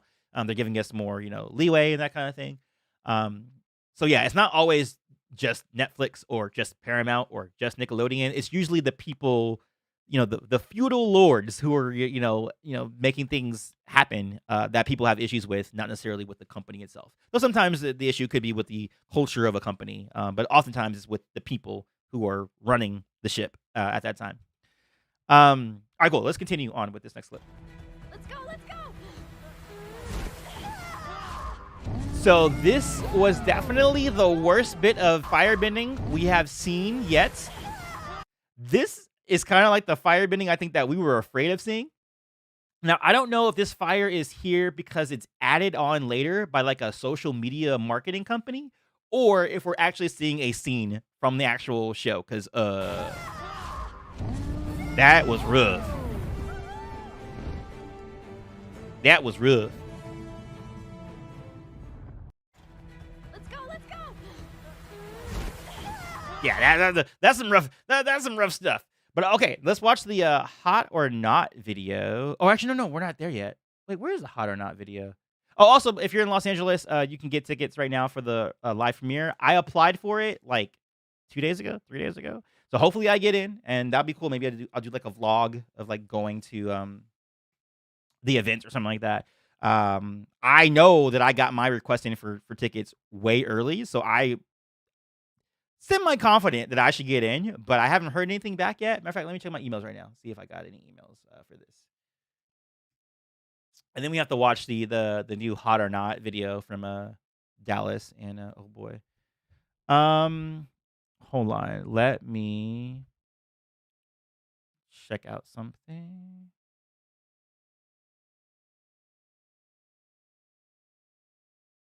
Okay, cool. I didn't get an email back about me being accepted to the to it or not. Yeah, I'm looking right now. I don't see anything, but I actually have a lot of emails. I have a lot of emails to catch up on after this. So yeah, I'm officially not in the premiere yet, but I live in Los Angeles, so this works out perfectly for me. So hopefully they'll, because it's supposed to be a fan event. Like they're supposed to. I'm like, and so they even have like a little note place that you can leave notes on. Like saying like, hey, why would you want to go? I'm like, I've had an Avatar channel for like the past 12 years. I'm a big fan, and I think I should be there. I'm surprised that they haven't reached out to me yet, because I have been invited to things like this before. Like when I did Harry Potter stuff on my channel, I was invited to the Fantastic Beast screening. When I was doing Star Wars stuff, they actually flew me out to Stockholm, Sweden, to play Star Wars Battlefront 2. Like they had me go out there just so I can get like 2 hours of footage on a hard drive, which I'm like, I could have just did this at home. Like, you just didn't have to fly me all the way out across the freaking world. But they had money like that, so it is what it is. But yeah, I was surprised that Netflix didn't send a direct invite. Like I had to actually request a thing for it. Oh, wish you were part of the elemental world of magic? Well, now you can be. Come dressed in your best Avatar Last Airbender cosplay and get ready to greet the cast as they arrive on the red carpet. I don't really care so much about the red carpet so much. I really care about the screening. So I only applied for that. I actually didn't apply for the red carpet arrivals because I'm less enthused about that. I'm not like into like that Hollywood glitz and glamour type stuff. But yeah, if you guys missed this was actually a really nice one from Zuko as well. If this will play, and also if I can hear it. Uncle Iroh says, "We've been at war." Whoa! Message deleted by Melon. Uh-oh! Whoa! Somebody spamming messages in here? Uh-oh! What happened? Why are you being bad? Do you need to be put on timeout? Because we do have timeouts in this chat. I hope the truth in full detail comes out one day. Why the OG creators parted ways. I'm so interested to hear what those creative differences were. I'm the same. I actually want to know like the specific details of why and whether or not I agree or not. You know, War for with the 100 decision. years. A war started by my great-grandfather and continued by my father, Fire Lord Ozai.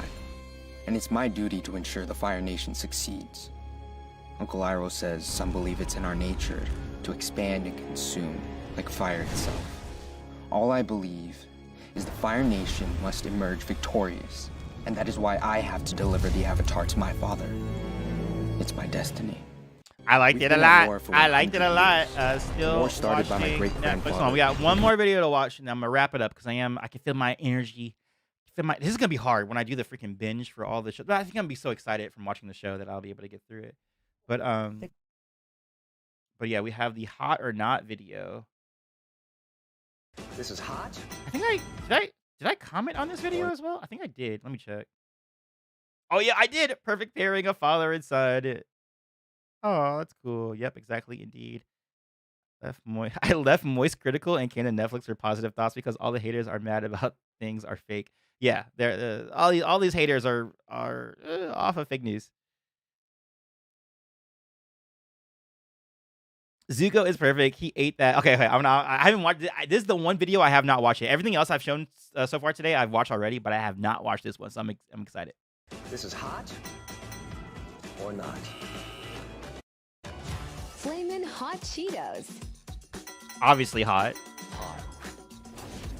Crocs. Hot. Yeah. He just doesn't get it. He just doesn't get it because you're freaking, what is he, a Gen Xer or whatever? Like, yeah, dude, like putting pins on a croc or whatever, like that's it. Like that's what you do. What there is to get. Barefoot, comfy, sandals/shoes. They're rubber clogs. Which is why they're perfect. I don't want to hate on Crocs. You can customize them. That's right. He's going to have a bespoke line of Crocs very soon. Pineapple on pizza. Hot. Yeah. Just because you put pineapple on something does not make it Hawaiian. I live in Hawaii. Oh. Ooh, I mean, that is true. I actually remember going to Hawaii and people being really annoyed that, and also pineapples aren't even from Hawaii. Like they just grow really well in Hawaii. But they're from somewhere else. I forget what tropical island they're from. But basically, a bunch of people imported pineapple into Hawaii, and now Hawaii is like associated with pineapples. But that's not originally. They didn't have pineapple. It's not a what do they call it, endemic plant or whatever like that. Hey, thank you for the subscription, whoever that was. Who is that? Who is it?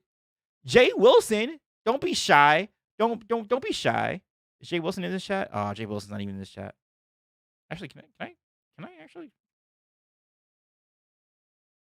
Oh, there's no Jay Wilson in the chat. I think they might have subscribed from one of my videos. But yes, that is true. Pineapple on pizza is or pineapple in general is not actually really Hawaiian, but also pineapple on pizza, not a Hawaiian thing, even though it's always called Hawaiian pizza. Shirtless fight scenes. Hot. Yeah. For him, yes. No, it's dude. Hot. Did you see people's reaction to him? Bro, not even just hit. Shut up, both of y'all. Both of them got like fucking bodies, and none of them want to like admit it. Like I don't know if y'all noticed it in the Entertainment Weekly like live cover they did, but Homeboy like took out his freaking like arm and like flexed on us. Like I don't know if y'all saw that, but if y'all go back to that Entertainment Weekly live photo that they did, like on the red background. Yeah, matter of fact, I'm about to find it right now, so y'all know I ain't just talking. Entertainment Weekly Avatar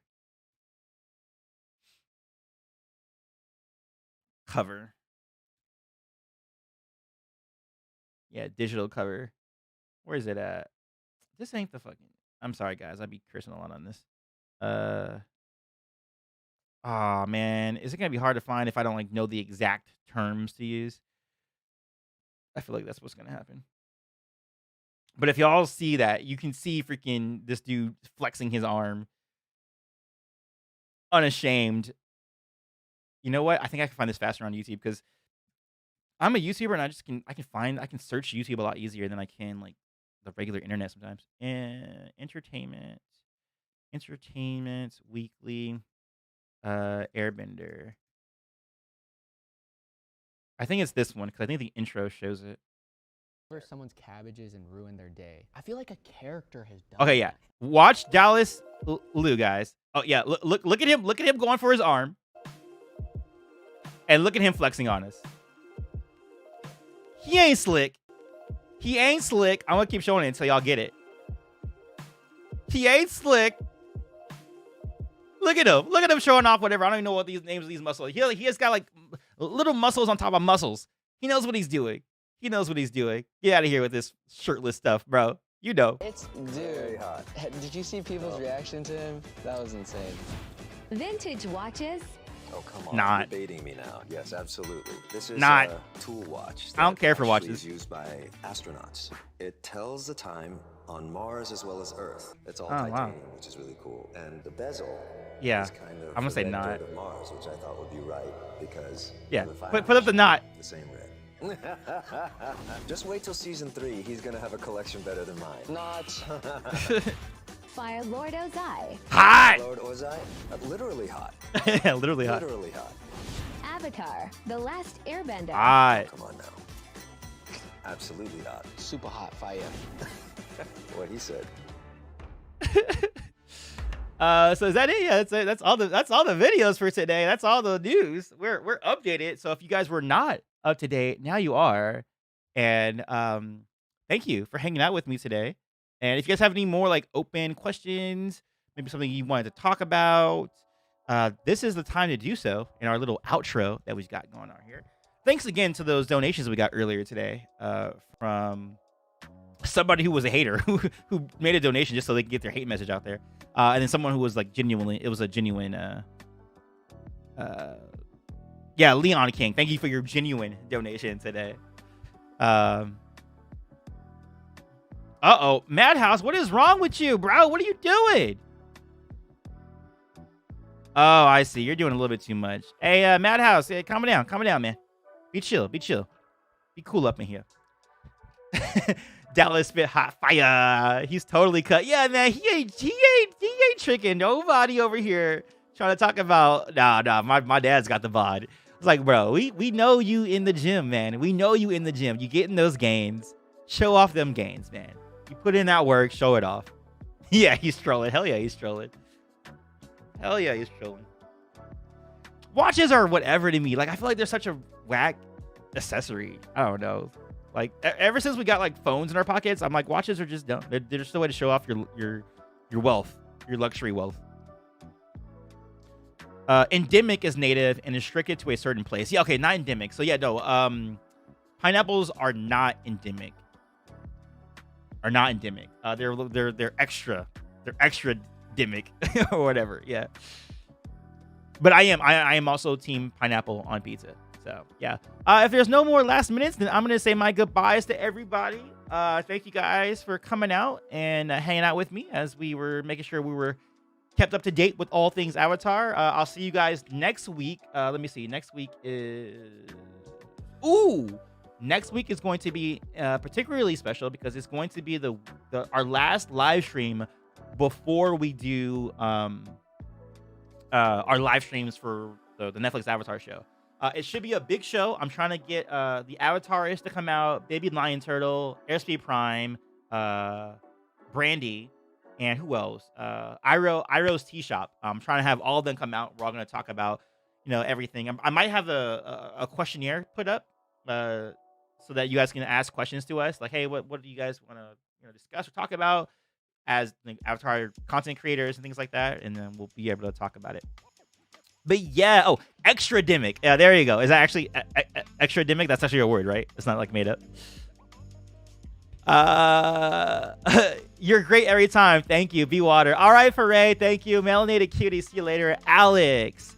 You're Lock a Laley. Jai or Jay.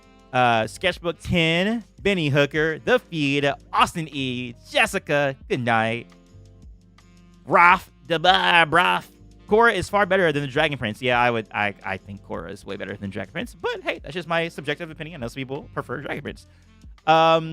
Lazy, Gabby, see you later. Goodbye. Later, Gators. It's Graydon by me. Not me, but me. By me. Still on track. See you later. Anyone else that I might have missed? Nay Sun Studio. See you later. Moises RS. Shamar. Vegan Jotaro. Divine. Sunny Kano Nigo. Michael Prince. Israel. Michael Kwashi. Random. The Feed. I think I said bye to the Feed already. I think that's Douglas. Anyone else I'm missing? Divine. Christopher Killian. Giovanni. See you later, guys. Peace. Much love to you. Bye, guys.